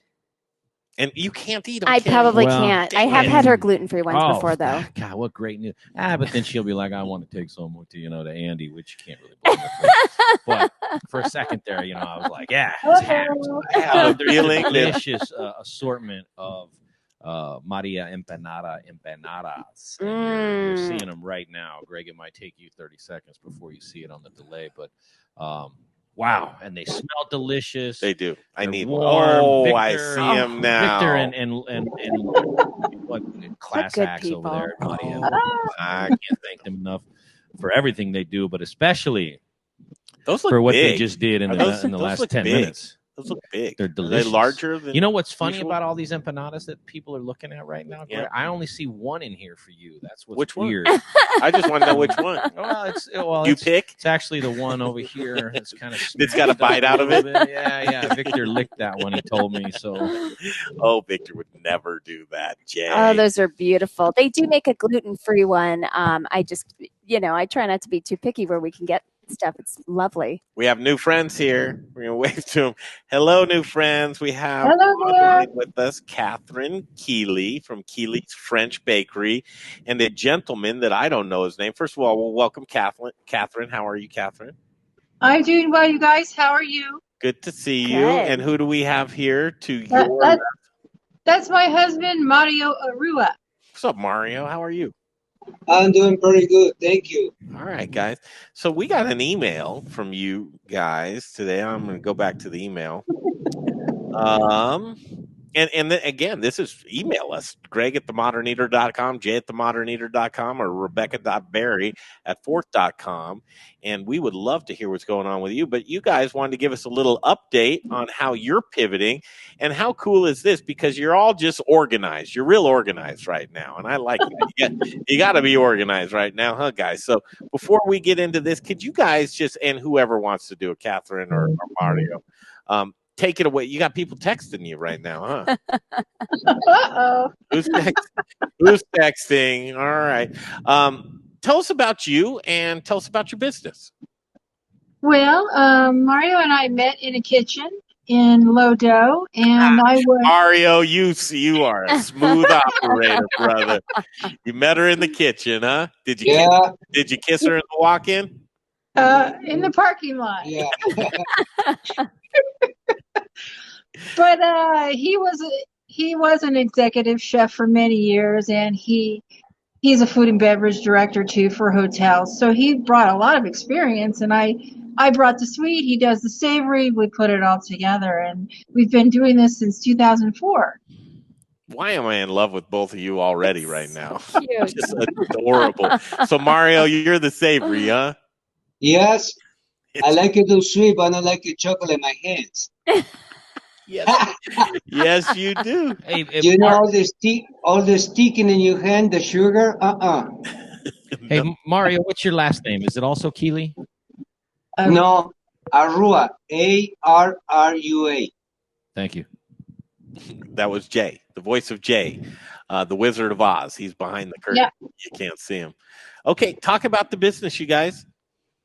Well, we initially started catering in 2004, and we served limited service hotels who needed food, and we could make the food. But then after that, we decided to grow the business and started our bakery in Aurora at that time. In 2008, which was a tough time as well, we opened our Bonnie Bray location, which is where we are now. And we have since closed down our Aurora bakery cafe. So we're all in Bonnie Bray. And I think, too, that's probably what makes us, well, passionate for what we do. All of our chips are on the table. I don't have a rich uncle, and I don't really have a backup plan. Although I think I could transfer many skills to other jobs. But we're all in, and our customers, we're part of the community here now, and they really appreciate us. And so that's why we want to stay as long as we can and do the best we can. Mm-hmm. And so you're doing some great stuff with take-home dinners. And here's one, just a reminder to order your take-home dinner for tonight at by 2:30 p.m. What time is it? 3:40. You missed tonight's deadline, I think, but tomorrow just make sure it's 2:30 p.m. And it says call us even after, as Chef Mario may have extra servings available. So you can still peek in after 2:30, but no promises. Mario will tell you if there's anything left. Grilled chicken breast with grain mustard sauce, served with creamy garlic mashed potatoes, fresh market vegetables, de jour, $18.95 per person. It sounds delicious. How do you order this, you guys? Do you just call the phone number 303-282-5888? I think that's probably the best, most direct way, yeah. Okay, I can do that. You may also order ahead for future days. So if I want to order something, for the remainder of the week, or I have like my mother I'd like to take care of and get her some meals for a couple of designated days, you guys will actually write that down and remember it? Yeah, yes. We take the order and ahead. We have a form for that. That's my job. I'm a former legal secretary for 17 years, and then I transferred into pastry. And I've been doing this for 20 years now. I'm on your website right now. I am too. It looks phenomenal. And is that the same meal weekly, or how are you guys doing that? Well, I anticipate maybe twice a month he may change the menu for dinner. We do our regular cafe menu all day, every day. People can order that to go as well. And we're doing takeout curbside. Yeah, it changes the day. I'm seeing Monday, Tuesday, Wednesday, Thursday. You got the whole week. Sunday, no dinner service. That's fine. So I'm seeing a bunch of savory on here. I need that sweet. I have to have the sweet part of that. How do I get a little bit of Katherine in this? Well, it's a good combination, because whether you're in the mood for sweet or savory, we have a lot to choose from. And we did put our menu for our cafe on our website, so people can see that there. Really, anything they like to order. And we extended our hours for dinner service, so we're here quite a bit. I'd like to borrow your word, pivot, because really, as a small business owner, we feel like we're able to do that if we have the ingenuity and the wherewithal to create a dinner menu, which wasn't on our normal menu. We were able to do that, thank God. Mm-hmm. You didn't need to run that up the flagpole to see if you could get approval, and then wait. You started pivoting right away and getting that done. Exactly. That's fantastic. Exactly. You also have some wine service here. You can grab yourself a bottle of wine. Well, you could do that. Anything we have on the wine menu, we have a couple beers too. Most of that, if we deliver it ourselves, we will card as we have to check identification. But otherwise, there's no problem. We've got several white wines, red wines, and several beers to choose from. How do you deliver? Well, we deliver with our van to our neighborhood, mostly Bonnie Bray, Belcaro, Wash Park. Oh. We did join Grubhub, which I'll say, it wasn't my first choice to do Grubhub because their commission is quite high. Yes, it is. But it is keeping food moving, and so for that reason, of course, we are on Grubhub. Wow, I like the way you guys think. That's very smart. You want to keep that. And food we just did that like within 3 days. Just join Grubhub. So you just have to do what you can to survive. What do you guys need? Do you need Do you need some what do you delivery? Need? Do you need people to help out in any way or volunteer time, or do you need we're pretty good with local ingredients of folks that may be able to provide some ingredients for you. Is there anything you're looking for that maybe we can put the call out? Well, we actually have our just one staff person left on the payroll. Well, 2 actually, our sous chef and another counter person to help. He was a former server. We have furloughed most of our employees, as you can imagine. Mm-hmm. So it's, until such time as we can recover from this, everybody, we're doing all right. We're doing what we can. Anna Gloria Rodriguez Wilkinson says Katherine's Bakery has the best capitals, cakes, cupcakes, cookies, and pastries. Talk about those. Well, in the French tradition, I did apprentice to a French baker here in Colorado who's now retired, Daniel Chaplain, and he taught me what I might have learned in culinary school. Apprenticing is a little bit different, where you work every day and repeat recipes over and over. You're not turning the pages of a book as you might in school, but you're mastering recipes, basic recipes that you can build upon. So, for instance, he taught me how to bake almond croissants, all kinds of croissants, actually. We do sablé cookies, which is a traditional French cookie, and we have probably 20 to 30 French pastries in rotation at any time of the year, just based on whatever I have time to make and what might be seasonal. But we do a Valentine's dinner once a year with a live band. I mean, Mario and I have tried to be as creative as we can, and we get a lot of good ideas from our customers, and we're very open-minded to hear those. Mm-hmm. So we're very hopeful. Seems just like haven't given up, and rent is due tomorrow.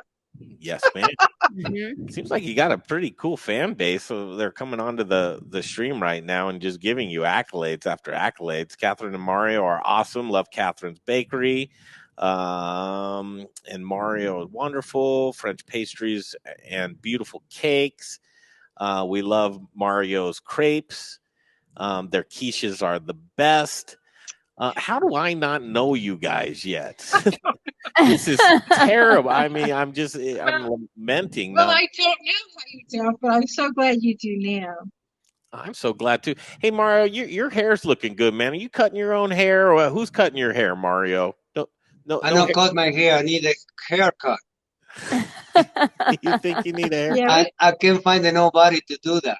I think I might have to do that. I think you might have to too. Now, Mario, don't even ask her if she wants her haircut by you. Don't even do that, because she has beautiful hair, and I love the red that you're doing with there, and you're doing the lipstick too. It's like, just because we're all quarantined up right now and maybe a little bit sad, you still got to take that personal care, right? Yeah. We have our moments where we get upset about the current situation, or I hate to use that word, depressed, but once you get up and get a shower, and our mood changes. And for that, I feel lucky that we're able to have something to do right now, because I know a lot of people don't.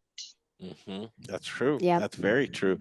And creativity, and people are like, we're using pivot quite a bit, but it's just that innovative, and being innovative right now means a lot. But you have so much encouragement of people flooding in. We moved to Boston, missed the fabulous cafe. Folks really, and community is what we're finding right now. Are you seeing community outreach to you guys to make sure that you're supported and folks want to do what they try? Yeah. Yeah. I mean, as you can imagine, the enormous people are just so wonderful and helpful and appreciative. They'll buy a $3 latte and give you $100 bill, and keep that for your business, keep that for your employees. And we've had many people do that. It's just amazing. They also make custom cookies. Shark Week, baby showers. You do shark cookies? We do a lot of cookies. If there's a cutter, we do it. I love it. I had to go finish cooking for her delivery. So Katherine stay with you. No, listen, Katherine, go with Mario. Can we see? Can you show us around a little bit? Okay. Can we show you the cafe? Yeah. Let's see. Well, if I turn, perhaps I can. Yes, you can. Oh, you've got your computer, not So your telephone. cute. Yeah, There's sign stands out. We've got 3 showcases, and actually, I'm super lucky. We have a savory kitchen, and I have my own pastry kitchen. It's a miracle. I'm very lucky. That's fantastic. Jay, well, you were right. Once again, you said I can't wait to talk to these guys because it just feel good, and their spirits are so up. How are you? You're keeping good spirits right now, Katherine. I love that. We are. Well, it's the support, I think, from our friends, family, and customers that's helping so very much. Karina, and I wanted to also add that for other small business owners, our banker and our accountant are feeding us information, trying to help as well with some of the new programs that might help small business. So as I can, I'm trying to look into that. But, time is tight. Yeah, absolutely. And that's fantastic because there is some opportunity out there. But as we were talking to Lorena Cantarovici earlier, opportunities there and help and resources, but you've got to be able to know when to ask for help and who to ask for help too. So I'm glad you are. Yep, it's true. And sometimes we consult with our neighborhood businesses, which I would like to mention. Bonnie Bray Tavern is near us. They're still open for takeout. Bright Martin is right next door. We've ordered their beer can chicken dinner for us tonight. And the Saucy Noodle is across the street and doing takeout as well. So we just want to shout out to the neighborhood because we're all trying. I hear the phone ringing. I don't want you to miss a call, that's for sure. But give out the phone number of how folks can get a hold of you. Yep, it's 303-282-5888. I love it. Amazing. Thank you, guys. Kiss to you too. Yeah. Can't wait to catch up soon. Karina says, so inspired by their resiliency and innovation. Yeah, keep going at it and keep us updated, would you? We'll be by to support. We'll do that. We'll do that. And thank you for everything. The meals look fantastic. Say goodbye to Mario for us, would you? Okay. Katherine Keeley. Thank you, guys. Bye. Bye. So cool. This is why we keep showing up every day, Rebecca. Have you? Their location actually, they have that bright green sign that stands out, so it catches your eye as you're driving down University. It's terrible because times like this put under a microscope. You drive by and you go, "Oh, I'm going to go there. I mean to go there," and then you don't. You go, "What's wrong with me?" It's that thing of you don't know what you have until it's gone. And now we've lost a lot of just time being able to pop in and see our friends. So they're on our list. All right. Who do we want to talk about now? Here's one that's cool for you. Proud Souls Barbecue and Provisions. These guys, what do you call them, Jay? The best at barbecue? Every time what do you say, Jay? I don't remember what I call. I don't think I call them anything. I mean, they're the best in the business for sure. I mean, if you're barbecue and you're a fan of barbecue, you like to cook barbecue, anything with those 3 letters, BBQ in it, Proud Souls Barbecue and Provisions is where you want to go. That's for sure. I'm going to take a different spin on this live today for Proud Souls Barbecue and Provisions. Obviously, you want your backyard game going on here. Now, you and Andy, right? You get a little time on, time off, so you miss each other and that kind of. But there's a time, and I'll bet you guys, there are things can get a little tense right now, sharing the house, close quarters, and you've probably been relegated to like go out to the backyard, don't come back in for a couple hours. Exactly. Right? It's like go outside, find something to do out there. I don't care, move a couple of rocks around, to pass the time. But guys, you want to get your backyard barbecue game perfected. Here's how you can do it, and you don't even need to leave your backyard. Nope, sure don't. And this will be great. So you want to get the missus. First of all, she'll be mad at you at first, but then she'll be really happy when she has the barbecue. So it'll just show up at the door. If you call 720-612-7324, you'll talk to the experts, the number one experts of barbecue. They're local guys, 25th and Federal, opening up a new location in Littleton. But here's what they'll do. They'll deliver right to your backyard. The missus will see them, drop off in the truck. Maybe you need a smoker, a pellet grill. Well, I don't know what you need, but they've got you covered. The meats, the pellets, the charcoals, the woods, the seasonings, which they use Spice Guys. You can get these through Proud Souls. Seasoning, sauces, grills, and accessories. Get the accessories, get the grills, get everything that you need, get your backyard game going. No better time than right now. Nope, there's no better time. And they'll have a few new containers, so your delivery will be extra hot. You know what guys like to do? They like to sit around and look at a fire. Yeah, so, well, I think I've never quite understood it, but you've noticed that though. Yeah, we'll sit around, we'll stare at a grill like just a smoker for hours and hours and hours and drink a beer. Oh, fire watching? Yeah. Oh yeah, man. You a fire watcher? Yeah, fire watching is a thing. And the more libations you have, the more interesting the fire gets. Proud Souls Barbecue and Provisions. They're open and adapting. They'll bring it to you, or you can go pick it up. We actually had Tony Roberts on from Proud Souls the other day, showing a guy picking up a grill from there. You can do the same thing. 720-612-7324. Best of the best in the business. ProudSoulsBarbecues.com. I know this guy. That's Chef Jesper Janssen. Hey, guys. It is. Surprise. Hi, Chef. Hey, Chef, do me a favor. Turn your phone sideways. See if it'll open up that full screen. Isn't it? I haven't been outside in a while, but isn't it like 70 degrees outside? Are you in? He's foreign, man. What do you? Chef Jesper Janssen joins us, one of the finest gentlemen I know. Here's a quick one for you, Rebecca. Jay, myself, and Jesper 5 years ago, come May 15th, right around there, May 15th. Jesper founded the show with us. He was the first and original co-host with us. That is amazing. It's a pleasure, Chef. Likewise, pleasure's mine. But then we couldn't understand what he had to say because of that silly accent he had. And we said, "You got to go, man. That's it." Oh, what it was, huh? Have you brushed up on your English at all? I come from Tennessee. What are you talking about? Where are you, man? You got like trash bags blocking out the door. Are you a stripper right now? Why do you have blackout windows? Are you up all night? This is we're back teaching online at the school that I work at. So right now we're just getting ready for 6 weeks of teaching classes online. Are you really? Yep, just like everybody else. Yep, trying to get that ready. So, what do you do to get that ready?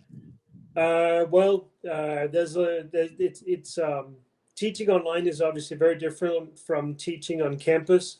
So it's all the distant learning. So getting all those courses built, it's different, so the courses will be built differently. And but we're on spring break this week, and then next week we're back in class.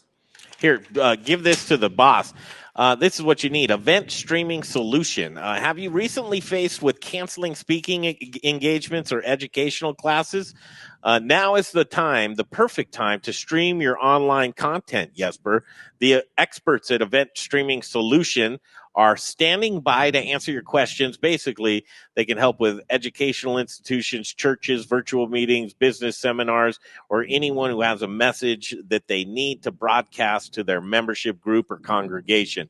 The trained professionals excel in live streaming with multiple cameras to make people look beautiful like you. Right, Jesper? You are a beautiful man. You need to come out the best you can, not grainy with your own phone. You need the experts at Event Streaming Solution. Just get a hold of them. Event Streaming Solution at gmail.com. No S at the end. Event Streaming Solution. If you need that, let them know. Helping out the Modern Eater Show. We'll definitely do so. So what is happening with students and folks that are wanting to continue their education and you're pivoting to online? Now you're hands-on and you're doing cooking. Are you going to go into students' houses? How's that going to look? Well, so we have an associate's program, which is half kitchen classes and half general education. So we've actually opted, except for I think 2 classes will be students still cooking, but remotely at their own houses, and all the other classes will be general education, so entrepreneurship and math and technical writing and that sort of thing. So those classes lend themselves pretty well to distant learning. Of course, the cooking classes, that's a whole different deal. Yeah, what's up with that whole different deal? Yeah. Well, so believe it or not, online culinary education has actually grown quite exponentially lately. Escoffier has, I think, currently about 4,000 students online. No way! Wow. Yep, that's doing between culinary and pastry. Talking about food, obviously being a radio show, is interesting, right? So it is possible with the use of like flavor wheels and be able to describe what you eat and textures and colors. You can actually get pretty close verbally to actually describe a dish. And I do believe that doing so is actually an advantage later on to be able to communicate sensations with words rather than just trying to have a vague description of what it is. So it's very interesting. I'm getting aroused. Talk more food to me. Use those descriptive words. How do you do that? Creamy. There's a good descriptive word for food. Which one?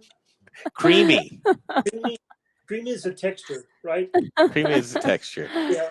No, but it's also the difference between being aware of what flavors you perceive with your mouth, right, with your taste buds, and then what is aroma.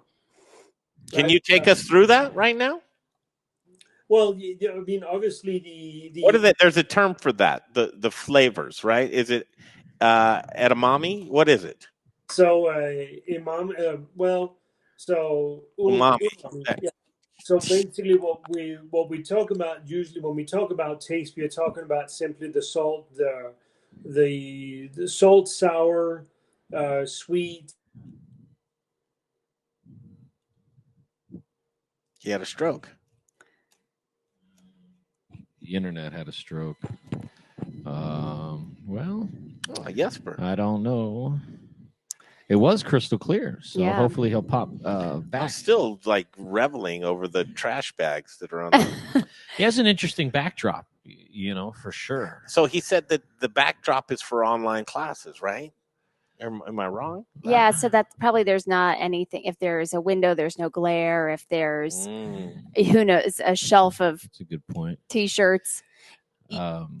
I thought it was, like a serial killer's version of a green screen. It's like just couldn't afford the real thing. It's like you need a solid color when you're killing. That backdrop. I threw that together. Looks like he's and then I wrap you in this. Jumping out and jump back in. You can tell we've done days and days of broadcasting, and just now everybody's true personalities coming right. We're getting it. Right. Still to come, Daniel Ekker from Meridiem Spirits is going to talk to us about what's going on. He said he had a little. He was going to be distilling today, and so he was going to plan to show us some distilling, and he sprung a leak in his distilling. That's what I want to see. Equipment. Well, that's what I said. I said, well, we want to see a leak, and he's like, well, I fixed it technically, but, but now I'm not gonna fire up any more stuff. Daniel's an interesting dude. I don't know if you see him on Facebook or online. He's a snowboarder, and I think he makes snowboards or something, but he has some of the coolest snowboards ever. Have you seen him? Well, my cousin is in business with him, Corey. So. Oh, there you are. There we are, back again. Okay. We're just glad you're okay, Chef. You were just taking us through a bit of a course of taste. Good taste, if I may. Yes, sir. Continue on right there. Yeah, it was so basically most of our taste will be then the sour, sweet, salty, and bitter. And those will be in our taste. So, for example, if you take something that's sweet, right, then you could potentially say, well, is it a mellow sweet or is it more of an intense sweetness? Right? What would a mellow sweet be, for example? Well, a lightly sweetened, right? So let's say you put 1 teaspoon of sugar in a big cup of iced tea versus the good Southern heavy sweet, right? I'm with you. Okay. So you can go into those things, but then if you go into the aromas, for example, right? If we keep on the sweet, for example, then the aromas would probably be a lot more of the sensations we would get if we are cooking sugar and maybe turning it into like a caramel, right? So then I just saw a ghost behind you. I kid you. There was something that ran down that wall. Is there anybody else in that room with you? No, sir. Is it no other lights or anything else? I promise you something. I'm going to rewind this video, but something came down that wall right there, Jesper. Do you feel anything like any invisible eminence touching you in any weird way? No, you know me. I'm about as down to earth as it gets. That's true. Sorry to interrupt you. That was really strange there. You're on to the smell factor of that. Yeah. So like if you go into the aroma side of sugar, right, then you'd have the sugar, the browning of sugar, right? So that could give you maybe a nutty sensations or a caramel or maybe even a chocolatey feel to it, right? So if you're able to verbally describe what the sensations that you perceive, then you are probably going to be better at tasting things. I think you're you're onto something. No, obviously it's part of the curriculum, but that's so very true. And a lot of times you see people demonstrate that with whiskey tastings, right?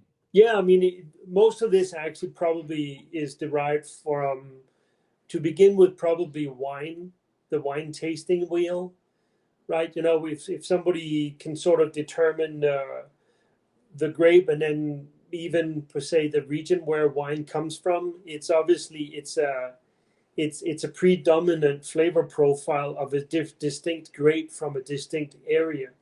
And if you can put words to that, then you can probably find the origin of it. So that's done now, obviously, with whiskey, as you said, with wine. Chocolate has also coffee, tea, et cetera, et cetera. So there's many different flavor wheels.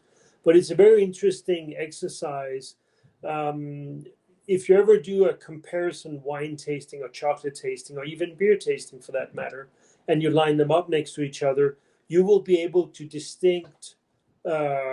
distinguish between one wine to the other. And then when you go back after you've sort of done your circle around your 3-4 different items that you taste and go back, you will notice that you get a completely different flavor profile than you had the first time around.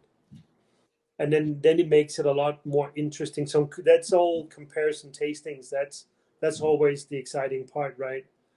I mean, when we went to the beer festival, right, tasting all the different beers from different breweries, it becomes so much more exciting when you can taste a lot of different products, so you can compare them. You remember the experiment that we did with Jay Johnson when he came into the studio from Bear Creek Distillery of cutting off the smell from the taste. And talk about that experiment that we did there and some of the results. Yeah, that was one of Mr. Greg Hollenbach's final moments, I'd like to say.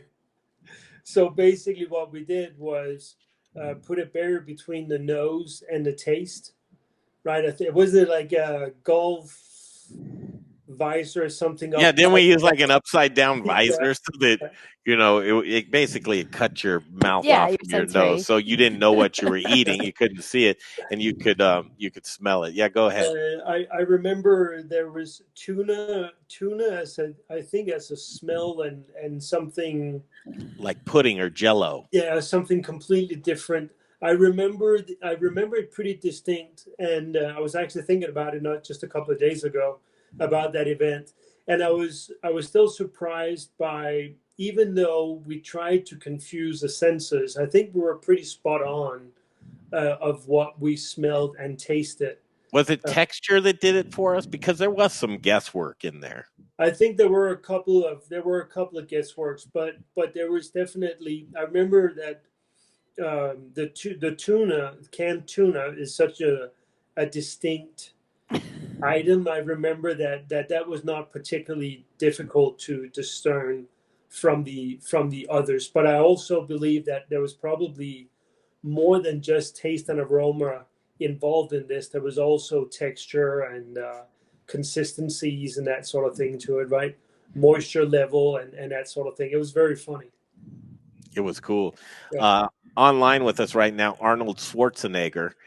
And Arnold's talking. Hey, do your best. Have you seen Arnold Schwarzenegger sitting in his hot tub telling people to stay home? No, sir. Oh man, it's so funny. It's so funny. Could you do your best, Arnold, and tell people to shelter in place and don't go out and be crazy people and party together? Just give us a PSA, public service announcement. Hi, this is Arnold. I tell you to go down in your tub. Go down. Go down in your tub. Oh, in the hot tub. Like, what? Yeah. Stay at home. Get in the hot tub. Get in the hot tub. No, that's all. That's normally when I chime in on something, but I'm going to leave that alone. You are? That's a good one. Oh my goodness! It's what are you taking from all this madness? I know our lives are kind of surrounded by culinarians and chefs and just service industry folks, and kind of a tough thing seeing folks suffer right now. It's an interesting time that we're living in, Jesper. Yeah, I mean it has affected anybody that I know, every person that I know. The whole team at my former job are all been laid off. 14 people looking for jobs now.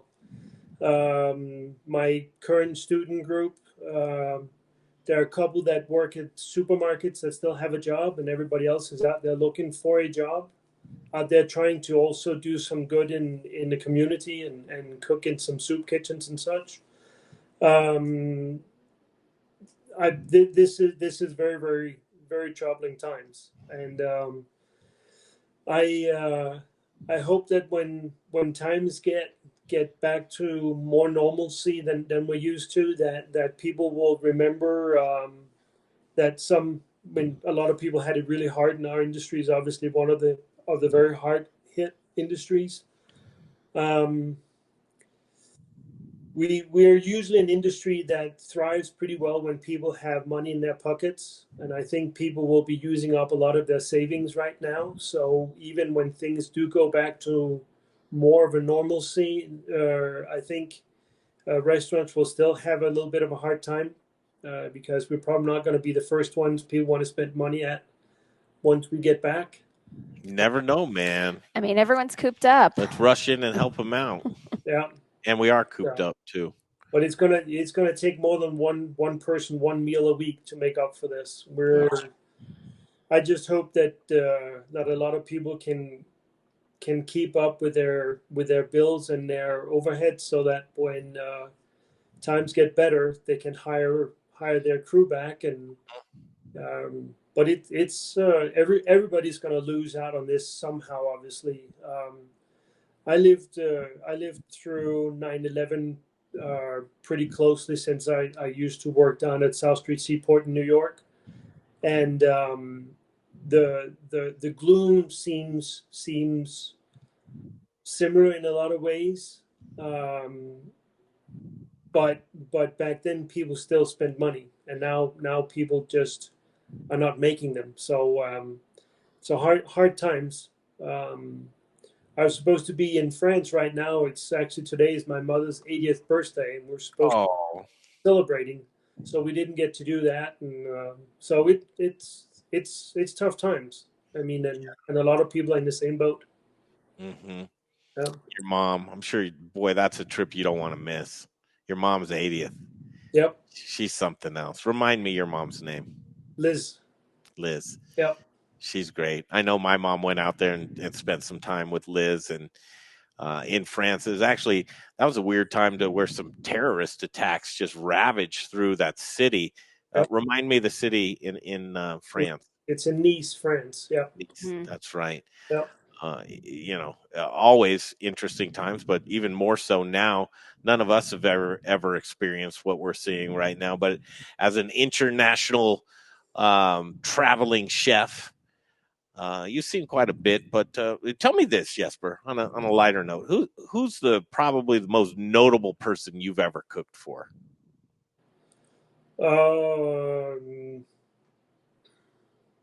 Well, I've cooked for a couple of royalties, but that probably doesn't mean a whole lot over here. I've cooked for Clint Eastwood, for Sylvester Stallone, Mike Slano.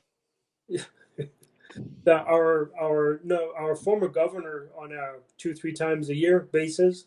Hickenlooper? Yep. What's he like to eat? Oh, he likes his beer. He's an easy fellow to feed. Oh, so he's a good chef. How about Stallone? What is he like? Oh, he liked seafood back then. That was back when he was married to a Danish lady, that Bridget Nielsen. They were. Oh yeah, yeah.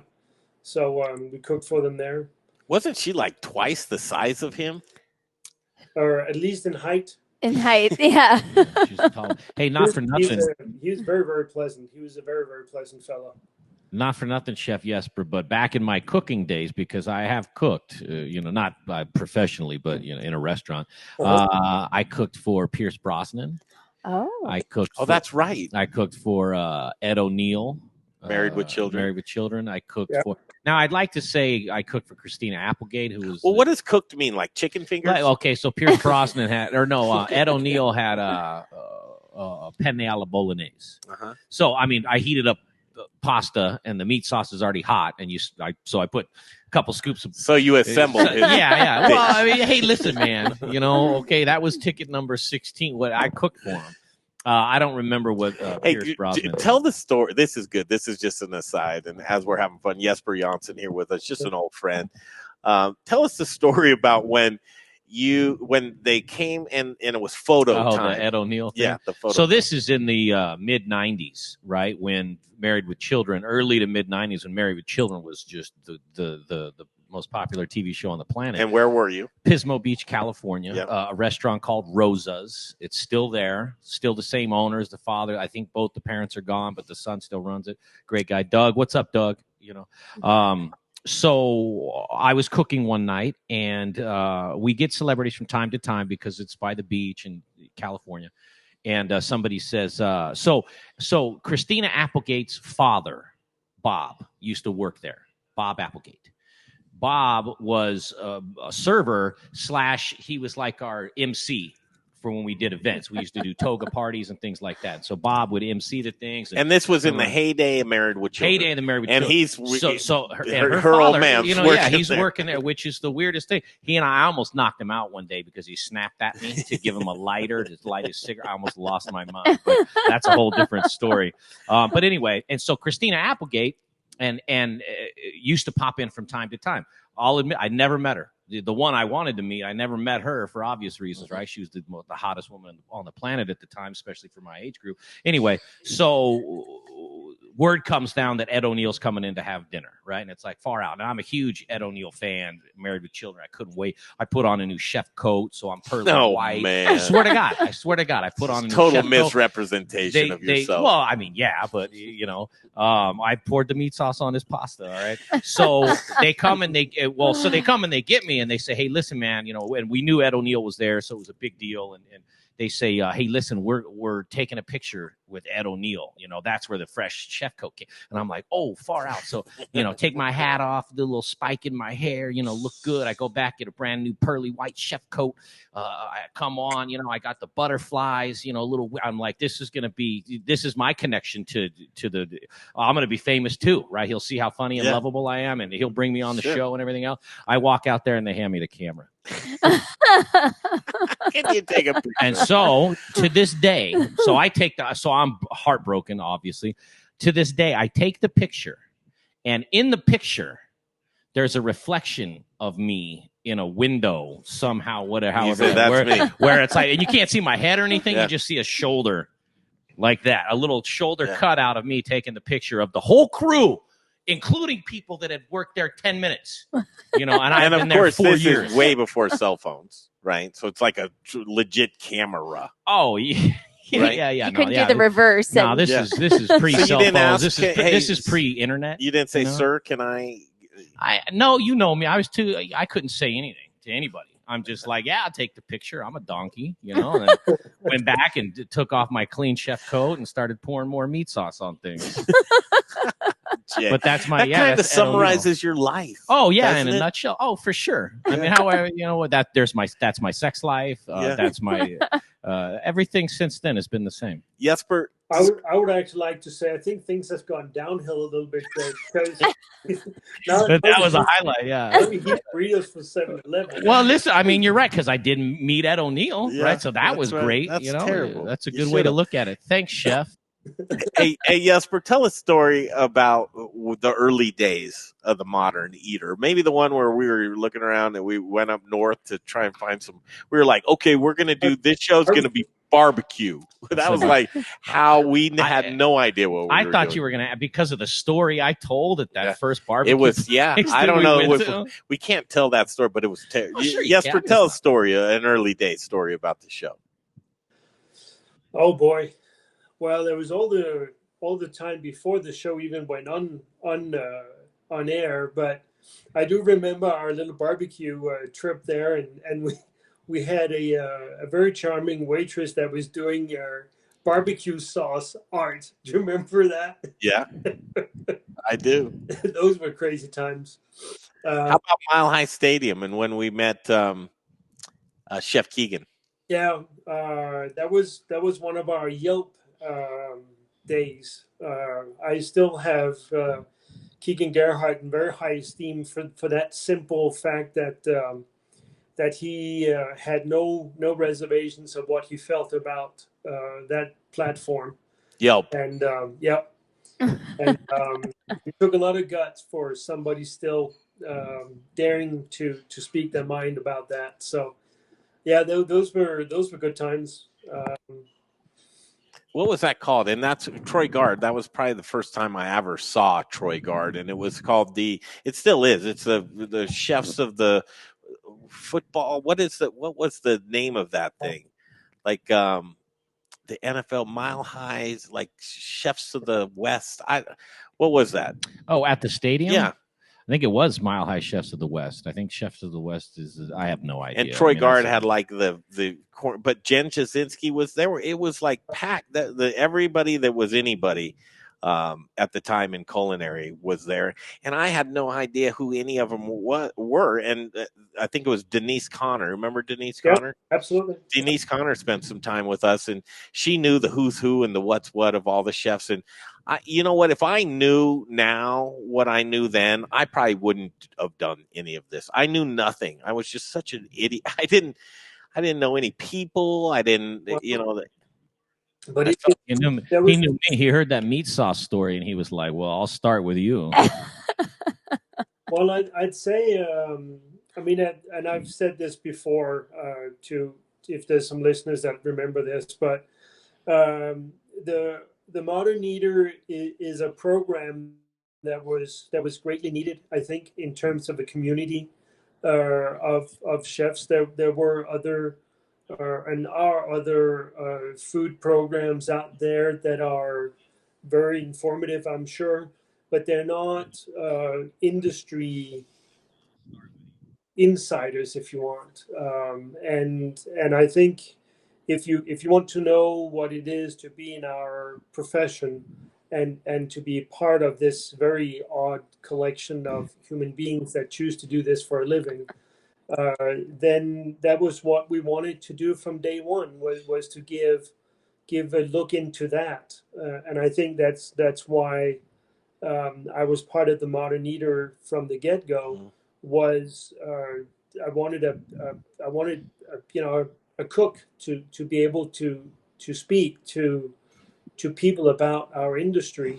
And I think you guys are doing a great job, and the guests that you have are very involved guests, and all the good also that our community of chefs try to do out and around and share the little bit of time and effort that we can put into it.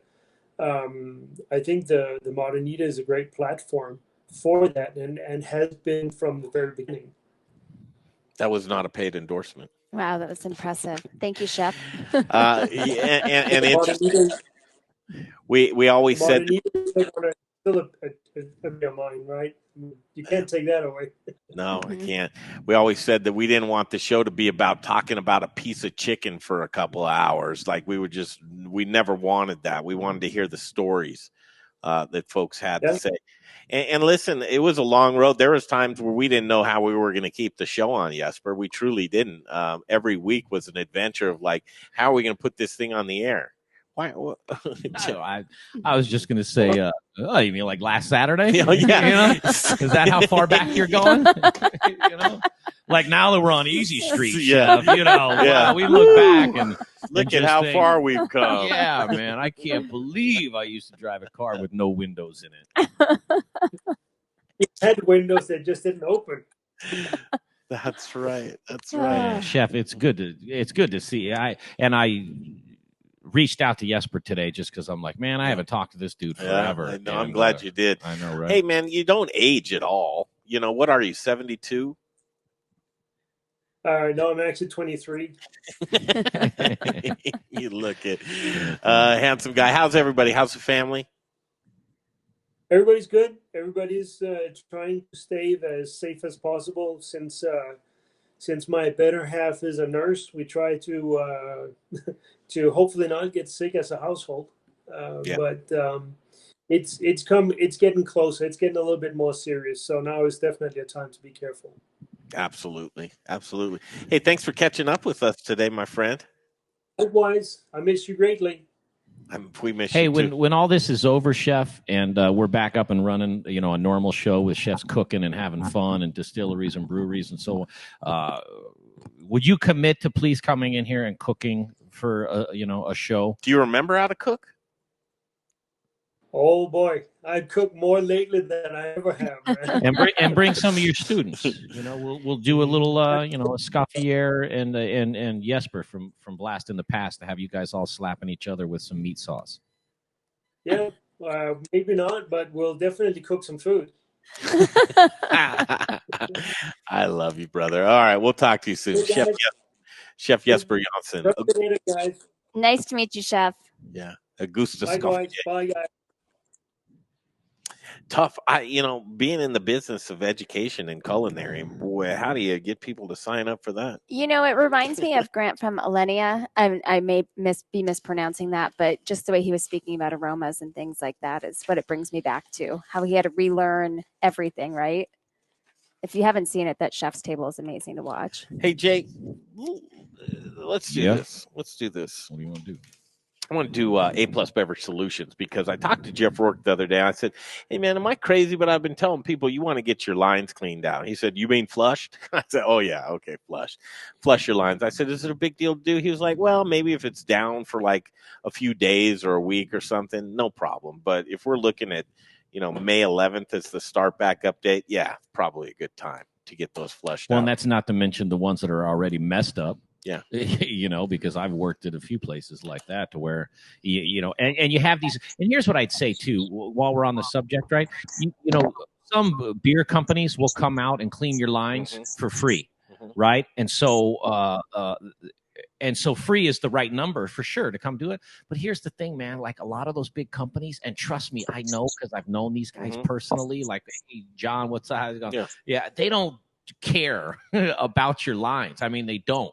Jeff Rourke and A+ Beverage Solutions, that's what they care about. More than just your Coors Weiser line, whatever that is. Oh, is that new? Coors Weiser? Coors Weiser. Your Coors Weiser line.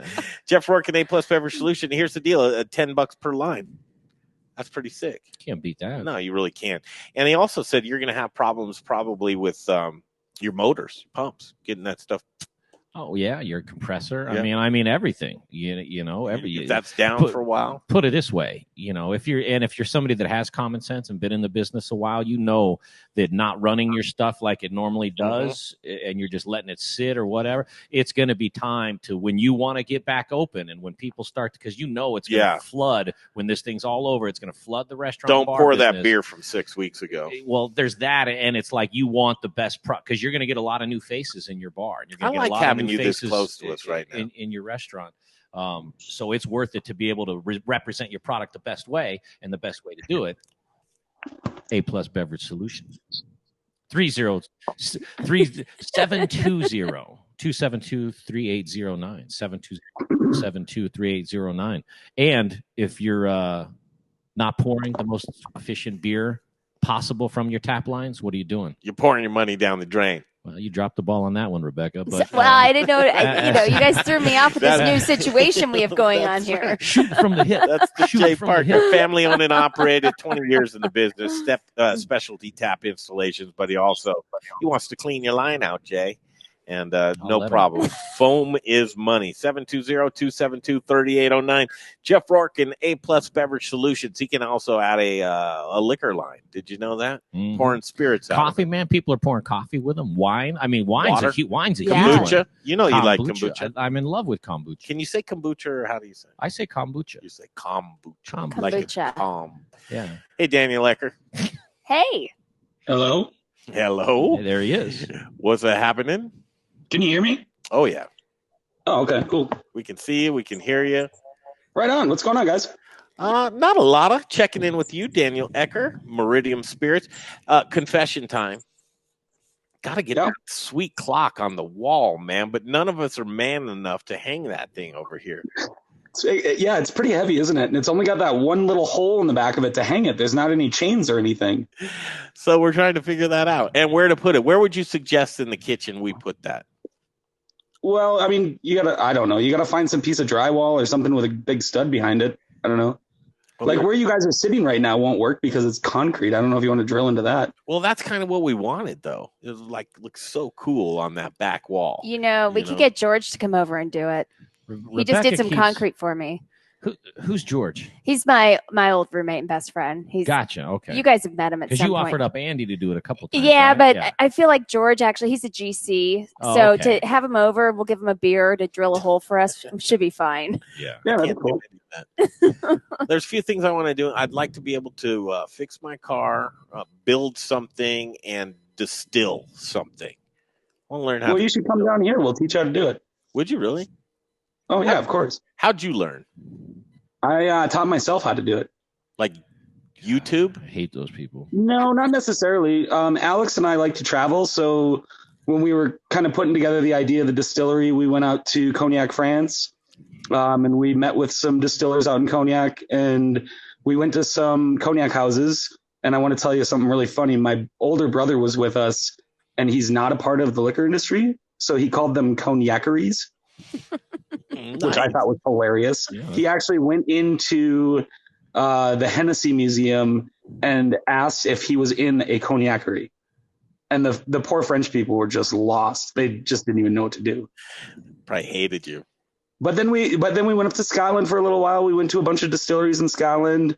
The last one we were at was Kettle One in the Netherlands, which was fascinating. And then we kind of took all of what we learned and read a bunch of books, and now here we are. Man, do people live this way, really? I mean, is this a true story, what you're talking about? That seems amazing. Well, I had just lost my job. I had worked at a very large store for about 16 years, and I didn't really know what the heck I wanted to do. So I just poured my brain into reading books and re-educated myself and learned how to run a still. You've known Alex that long?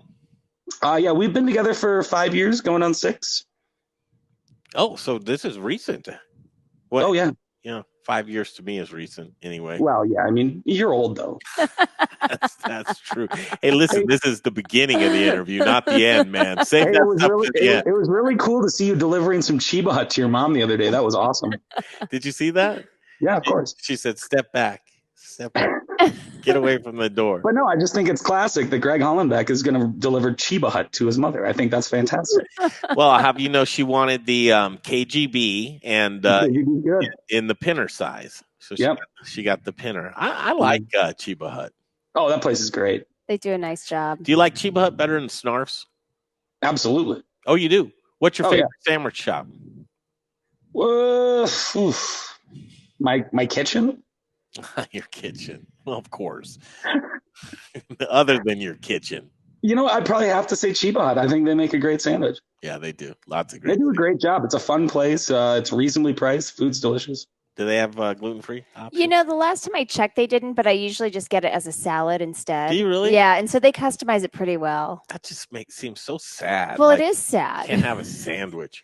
That's where John Irvin should rule the world with his gluten-free products. They may have changed it, though. I haven't eaten there in a while, really? To be honest. But they do a good job.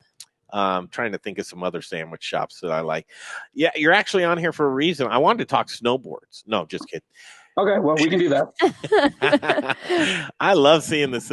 Do you mind if I do that for a second? The snowboard. First of all, what do you have another life or? Yeah, I actually run a snowboard company with my best friend Corey Zaliski, who is actually Rebecca's cousin, which is really weird. Mm-hmm. That seems like there's some kind of incestuous thing going on right there. I don't know how that works, and obviously there's not, but it seems interesting. But yeah, we have a small factory up in Granby, Colorado. In Granby? Yep. So yeah, it's kind of weird because our distillery is in Elizabeth and the factory is in Granby, and we physically live in Denver. So like, I don't know, I put 2,000-3,000 miles a month on my car.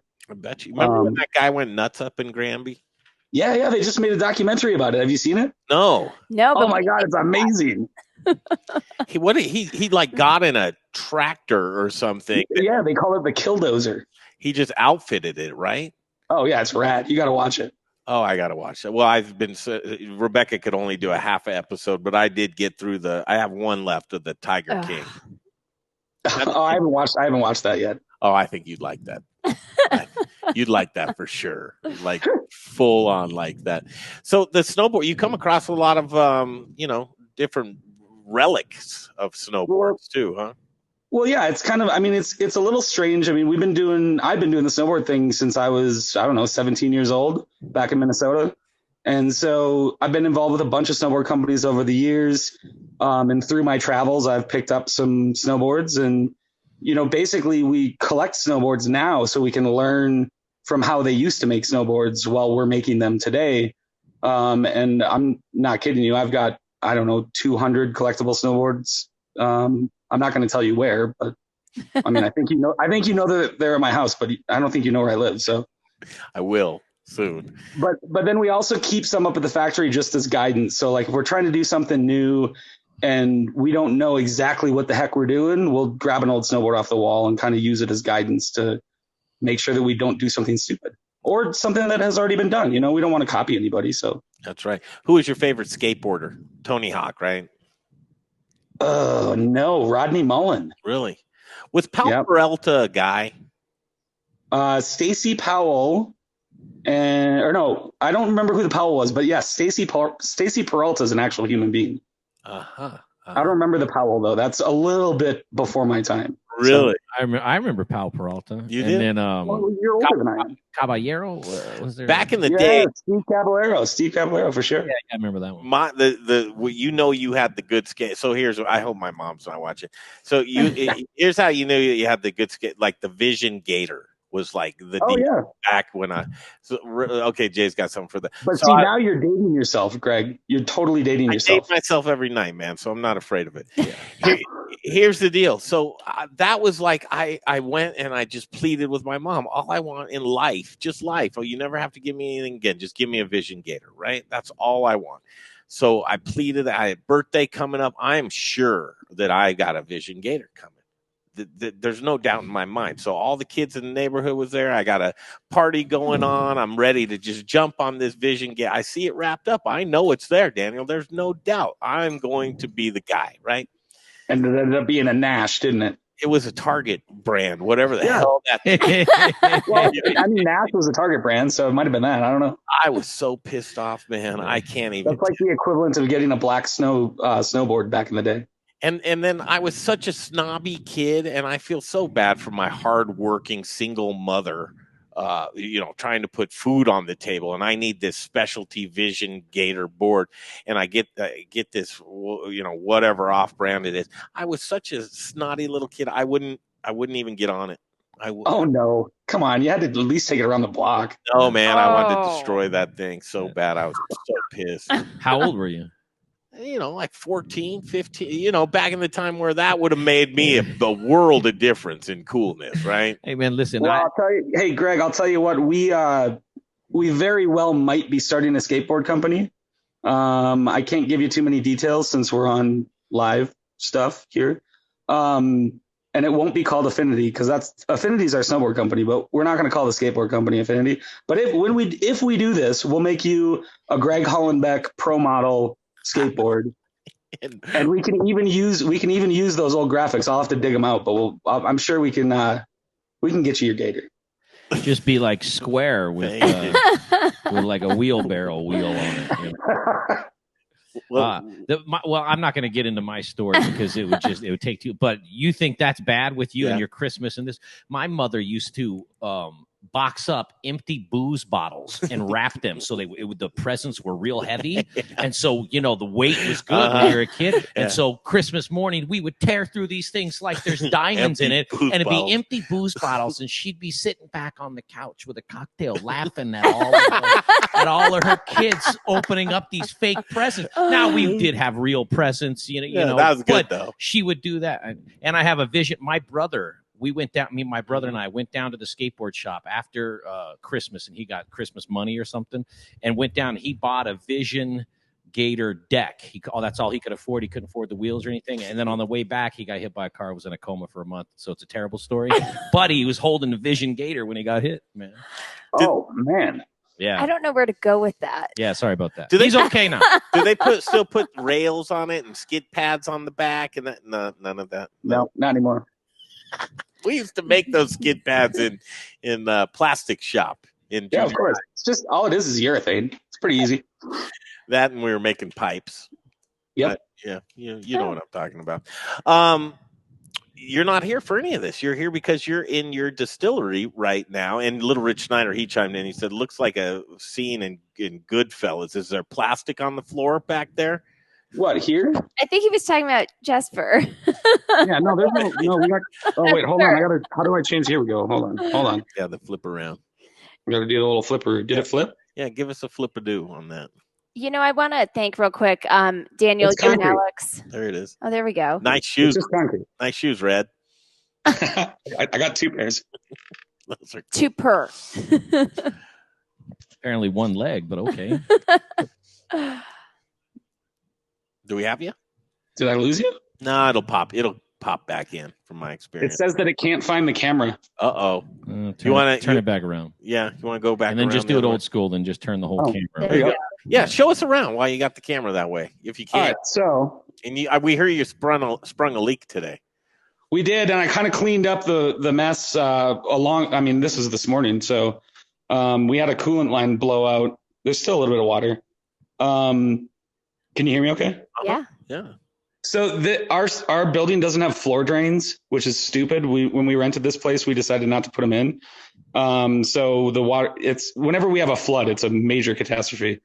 But yeah, it's all cleaned up now and it's all fixed. So we'll cook up some more corn. I'll give a shameless shout out to the Whiskey Sisters here.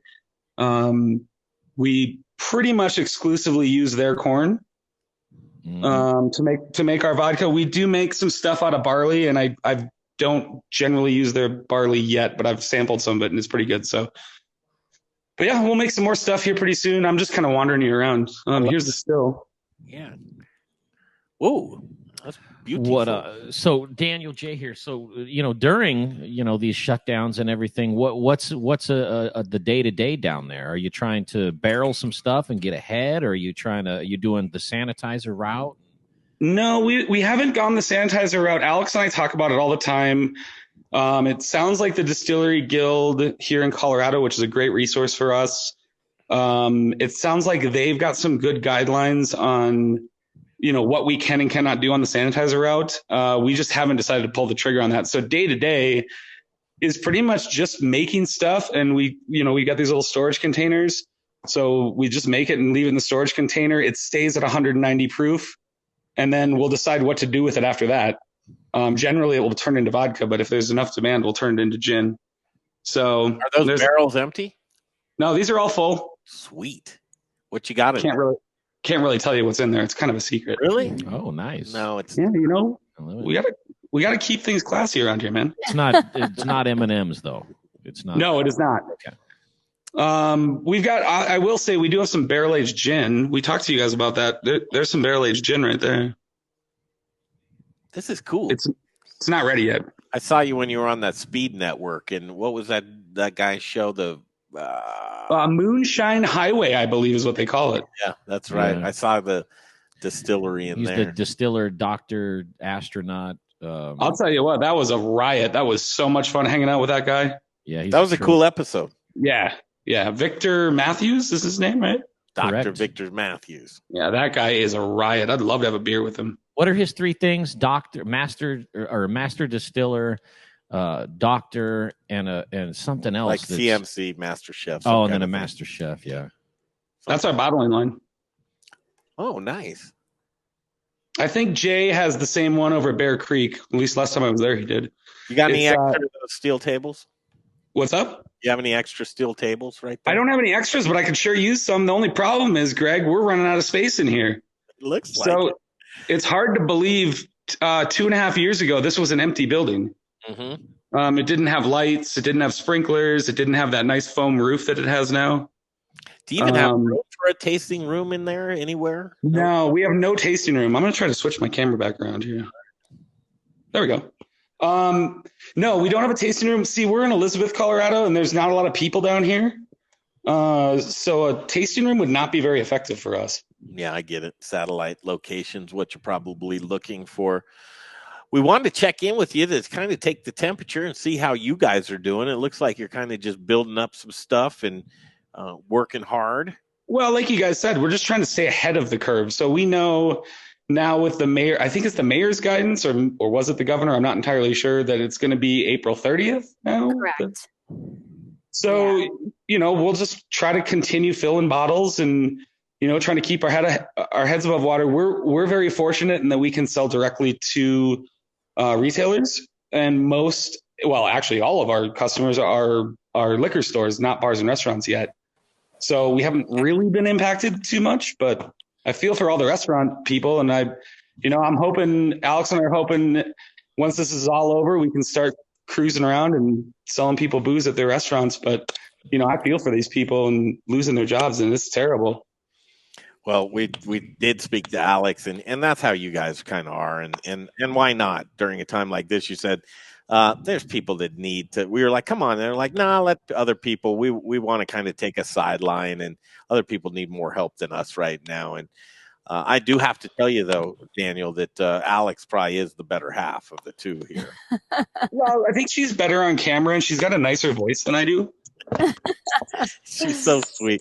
We got to get you guys back in here to record a new commercial. I can't wait until we can get back to some kind of normal and get that summer dinner series kicked off and get you guys involved with that too.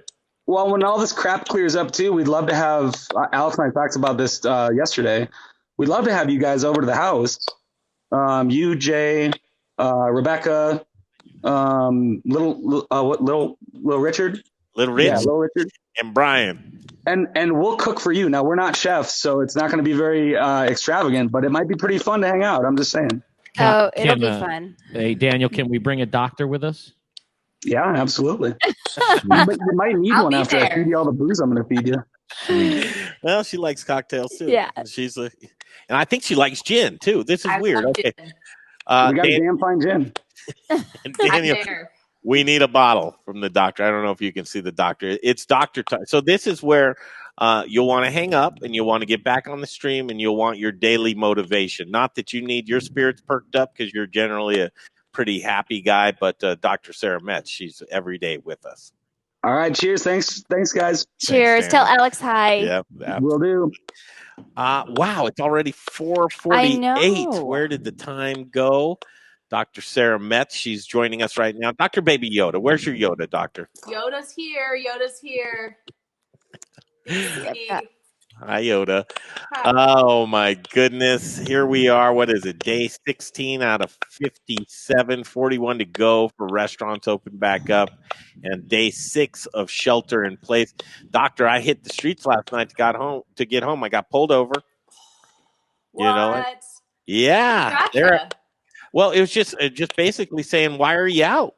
Why are you outside right now? Was it Colorado State Patrol or was it one of the... It was City, Denver City. It was City. They were real cool. They were cool about it, you know. Tell them you know me. That'll get you nowhere. It will get you nowhere. It will get you absolutely nowhere. That'll get us nowhere.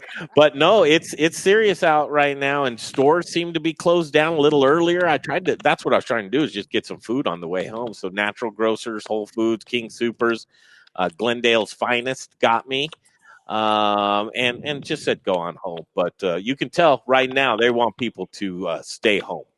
Yeah, I think they're trying to do their job and make sure people stay home and shelter down. So it's tough, I think, for people to do that because it's so beautiful out, and I think everyone's wanting to be outside, so that's tough. But got to do it. Got to do it. It is nice outside. How about you? Have you been outside lately? I will say we went for a drive last night. We did not get actually out of our car, and we didn't get pulled over. But we did go for a drive, and we did car karaoke, and it was really nice just to get out of the house and drive around and sing, and it was fun. So that was our little escape for the day. What kind of music do you like? See, I'm from Dallas, so I go country. Zach Brown, baby. It's got to be Zach Brown band. That's my happy place right there. So new country, huh? I would have been with you. Listen, I like Willie Nelson, the old timers. You can't not like Willie Nelson. Like nobody who likes music, you have to like Willie Nelson. But I'm Zach Brown band. We played. I walked down the aisle to Van Morrison. Not really country, but that's who I walked down the aisle to. Drake White's really good in terms of country music. Yeah, Brett Young, more of the new stuff. Yeah, music right now. Music is probably very helpful to folks. We just lost Joe Diffie to the COVID. I know. Oh gosh, how did I miss that? Prop me up by the jukebox if I die. That's one of his big songs. Wow. I don't think that's going to help them, Jay. I'm not sure that's right on. I know what you're saying. I'm not going to sing it though. You see how I come in and just shut everything down with my personality? While everybody's having a good, positive conversation about country music, I'll bring in the dead guy. 61 and a great mullet he had all those years. Yeah. Your audio is way better today. I have upgraded. You are now on a tripod. What is this thing? Tripod with a phone. It's too stressful. The computer is just not cool. So I'm upgrading. You guys are forcing me into the tech age. Well, you got a big day tomorrow. You've got a webinar going on with the Colorado Restaurant Association. Yes, I was working on that today. I thought maybe I should figure out what I'm going to talk about for 90 minutes. Well, let's brainstorm. What do you got going? You know, it's going to be heavy on Brene Brown. I was listening to her podcast in the background as I put the presentation together. So we're going to tell stories. We're going to make it really, personal and just try to give people some good ideas of how they can take care of themselves, but also make it really personal. I think that those stories, which is what you guys are all about anyway, is telling personal stories. I think that's a big deal. So, well, not that I'm kind of reaching for a shameless plug, but the spending this much time with us may have given you some good content to talk about too, to the restaurant folks. It has, and I'm going to call you out since you're going to set me up like that, Greg, because we put Jay on the hot seat. Now I'm going to put you on the hot seat because I've been thinking all day about something you said yesterday. So I'm going to do therapy on you now. Are you ready? I'm ready. It's ready. See, Rebecca's ready for this. You said that you would never tell them that you were not at 100%. Mm-hmm. Why is that? Why is that, Greg? I think that and great question. I think that it's, for me personally, so I try to lead my group here, right? And as a leader, I think that it's a difficult thing for people to want to follow somebody who can't grab their ass with both hands or doesn't know what's going on. So whether it's true or not, I like to just kind of suck it up, put the monkey suit on. I can take the punishment, and then I go home and weep by myself. Perfect. Great plan. Actually, I haven't cried since I was 10, but see, I posted just the other day that I cried on Saturday. So what I would tell you is I train people on this all the time, and you're exactly right. That's kind of the belief that true leaders have, is they have to be the one who carry that burden. But I would tell people right now, it's our leaders who have to show that it's okay not to be at 100%. So if you give Rebecca and Jay and everybody else permission to say, I'm doing the best I can, but today my best is 80%, that allows everybody else to say, okay, you're making it okay for me. If you feel like you always have to be at 100%, when are they ever going to feel like they can say they're not okay? So interesting. We've got to just wait a minute. That was one of those light bulb moments for me. Yeah, to where it's like, okay, you got to be authentic in order for folks to be authentic around you. Yeah, and it doesn't mean you're not going to function well. You can function pretty well still at 80%, and you just simply say, yeah, I'm not fully 100% today, but I'm going to give it my all. I'm going to be really resilient. We're still going to have a great show. But I'm struggling a bit today, and that gives everyone else permission to do the best they can, but not feel like they have to just say they're fine.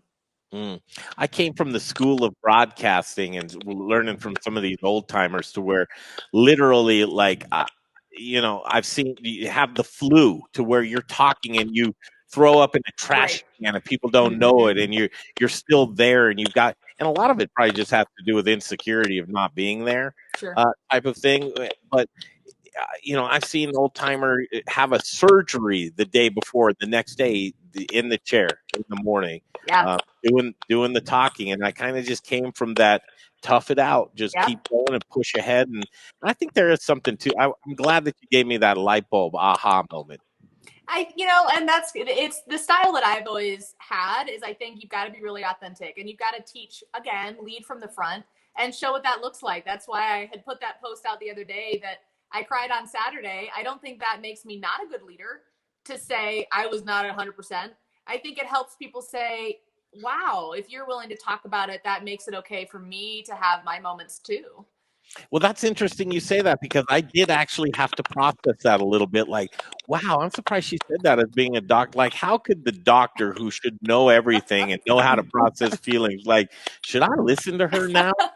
And then I go to myself, I want to listen even more, because you know what? She's human. Yeah, and that's why I do it. I tell stories, I tell personal stories all the time, and I think that there's value in that, is it gives people language to things that they've never felt permission to do. Like, again, generationally, there's a whole generation that grew up on suck it up, buttercup, rub some dirt in it, you're fine, don't cry, just, keep going.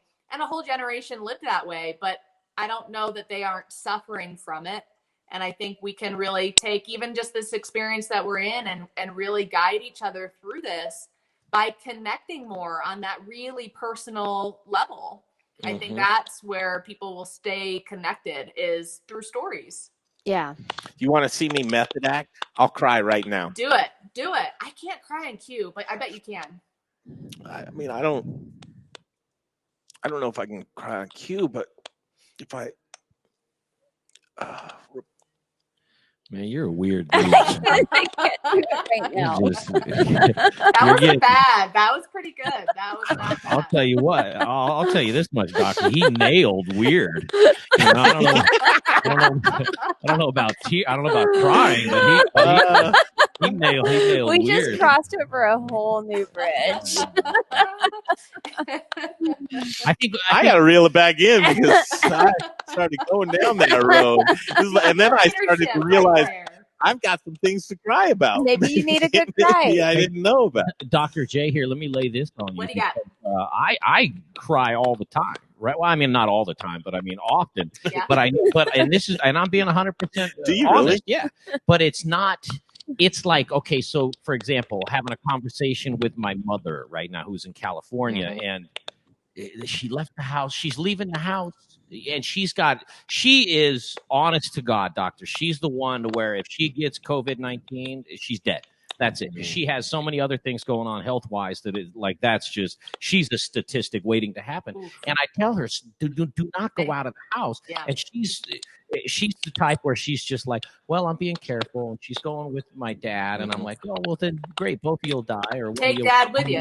The other, you know, so far out. But it's in conversations with my sister and all the family stuff, I'm perfectly fine. Even if it's sad or emotional, I'm perfectly fine. But then I'll be watching a shampoo commercial and see a mother washing the daughter's hair, and it'll remind me of my mother and sister, or something along those lines, and I'll immediately like tears. Yeah. You know, to a shampoo commercial. And, you know, my community college education tells me that emotion is coming from somewhere else. It's just finding an easier way out of my body versus talking to my mother.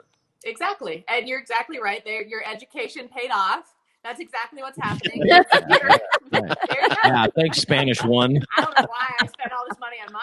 That's all I did right there. Yeah, that's right. That's right. It comes up at the weirdest times. It comes up when we're watching TV. It comes up in our dreams. People always think their dreams are like just wacky.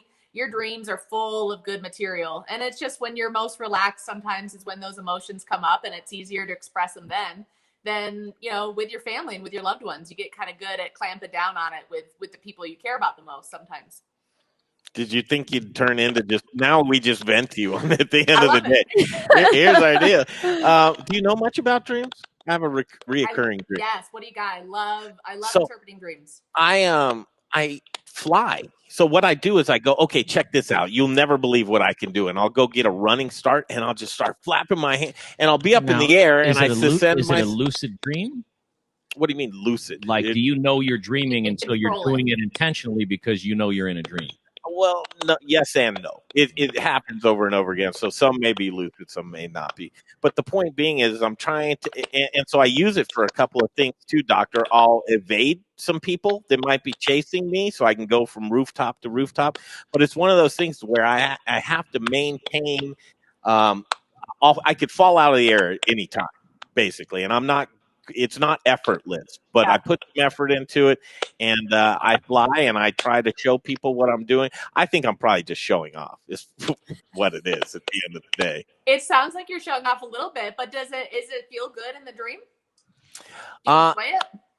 Yes, it feels excellent. It feels like something that is just like you won't believe I can do this. Yeah. So it's your independence. It's your confidence in your independence and your ability to kind of be self-sufficient and up there and taking on the world from kind of above and away from others. It's your independence and confidence in that's showing off a bit. I was hoping that meant like I was going to win the lottery. Well, that'd be cool. Yeah. I haven't gotten those dreams yet. How about teeth dreams? People that teeth fall out or shake out. I have a recurring dream that my teeth are falling out, and I keep spitting them out, and there's just more and more teeth. Those are terrible. Yeah, that's actually a really common reoccurring dream, and that's kind of processing through feeling helpless and out of control. And that's kind of just that creepy, I'm afraid that I'm not going to have control. I'm afraid I'm going to be helpless. A lot of responders have dreams about feeling helpless and out of control too. What about vertigo?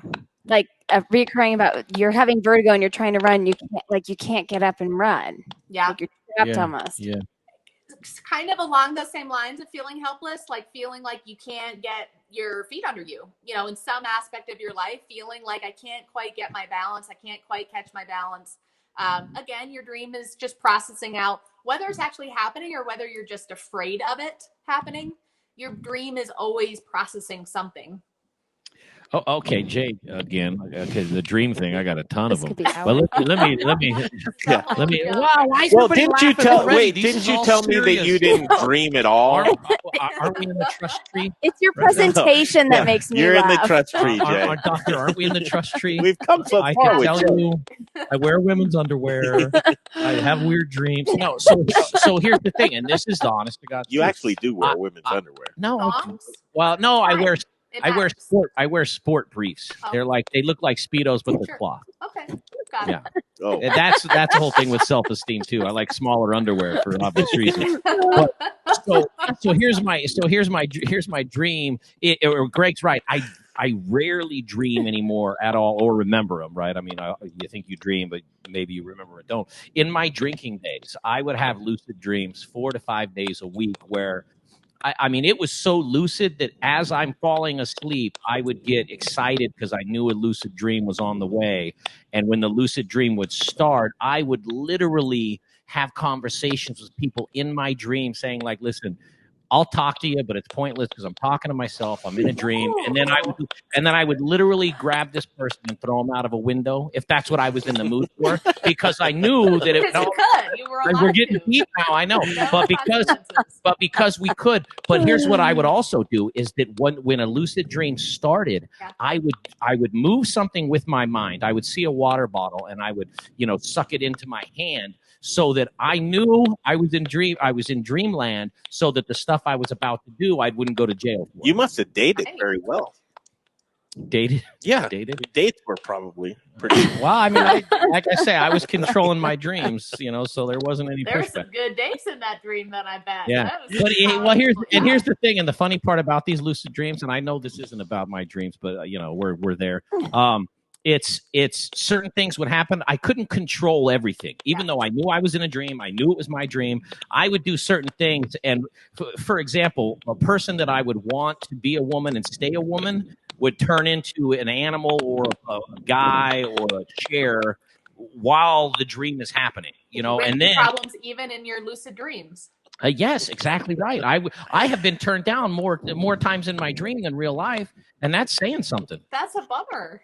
Yeah, tell me about it. Yeah, wherever you go, there you are. Everything Yeah. but the women in your dream. Yeah, let's just start a podcast about Jay's mental stability. There it is. That you guys said you were going to help me with podcasts. That's the We are right there. going to. We have to. People need to hear from you, Doctor. Folks are going to tune in tomorrow on the webinar. Do we have information out on It is. the webinar? It's 2:00. I will post it on our page. I'll post it on LinkedIn. I'll post it everywhere I possibly can, and make sure to tag Dr. Sara, tag the Modern Eater, tag CRA. So we'll have you go. I did post the link for people to sign up, but we'll do another blast of it as well. Mm-hmm. What can people expect?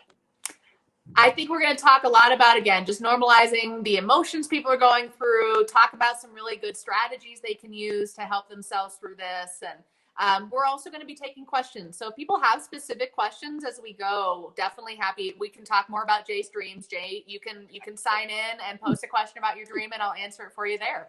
What time is it on? It starts at 2, I think. Oh, we'll just be getting going. I wish there was a way. Maybe we're going to figure out a way to join that webinar while we're live on the air. I think I can record. I can record it actually. We'll be on Zoom. Yeah, I can Is it a Zoom? I don't know. They did say they'd record it for people. Okay, they will record it, but I may be able to get us in and comment along with our stream. We'll see what we can do tomorrow. We're going to have to ask some questions every single day. So Code 4 counseling, that's your job. That's what you do. It is my job. I love my job. I'm that lucky person who actually loves her job. Yeah. How cool is that? Yeah. Can you spend a couple of minutes talking about Code 4? So it's evolving over time, but it's been open since it's my counseling firm, and we opened in 2017. And all day, every day, for the most part, we've always taken care of responders, fire, EMS, police. and their families. So that's always been kind of what we've done. And now through all of this, it's evolving. We're starting to try to take better care of the restaurant industry. We're taking on more clients in the hospital industry, trying to take care of the folks on the front line and those who are really struggling. So my biggest passion is wellness programming, helping people really figure out how they can take the best care of themselves. And public speaking, I love it. I love just talking to people where they're at and trying to have fun with it. You're so good at it. You just own it. You engage. I mean, I want to see you in a with a room. How you engage. I love it. It's really fun that? For me. What's funny is I always used to hate it. I'm actually a very introverted person, but I'm so not introverted when I'm working. But the very first time I had a speaking gig, I had a room of 100 people, and this was back in the day of like transparency sheets. And so I, of course, get up there, throw all my transparency sheets on the floor, and it was a complete disaster. But from there, I've grown. And how'd you get through that? Huh? How'd you get through that? Just picked up your sheets, or you just winged it? Yeah, wing it, and that's why I've winged it ever since. I was like, well, I winged it that time. That worked out okay. So yeah. I turned bright red. It was awful. But all those things that you're always afraid are going to happen happened.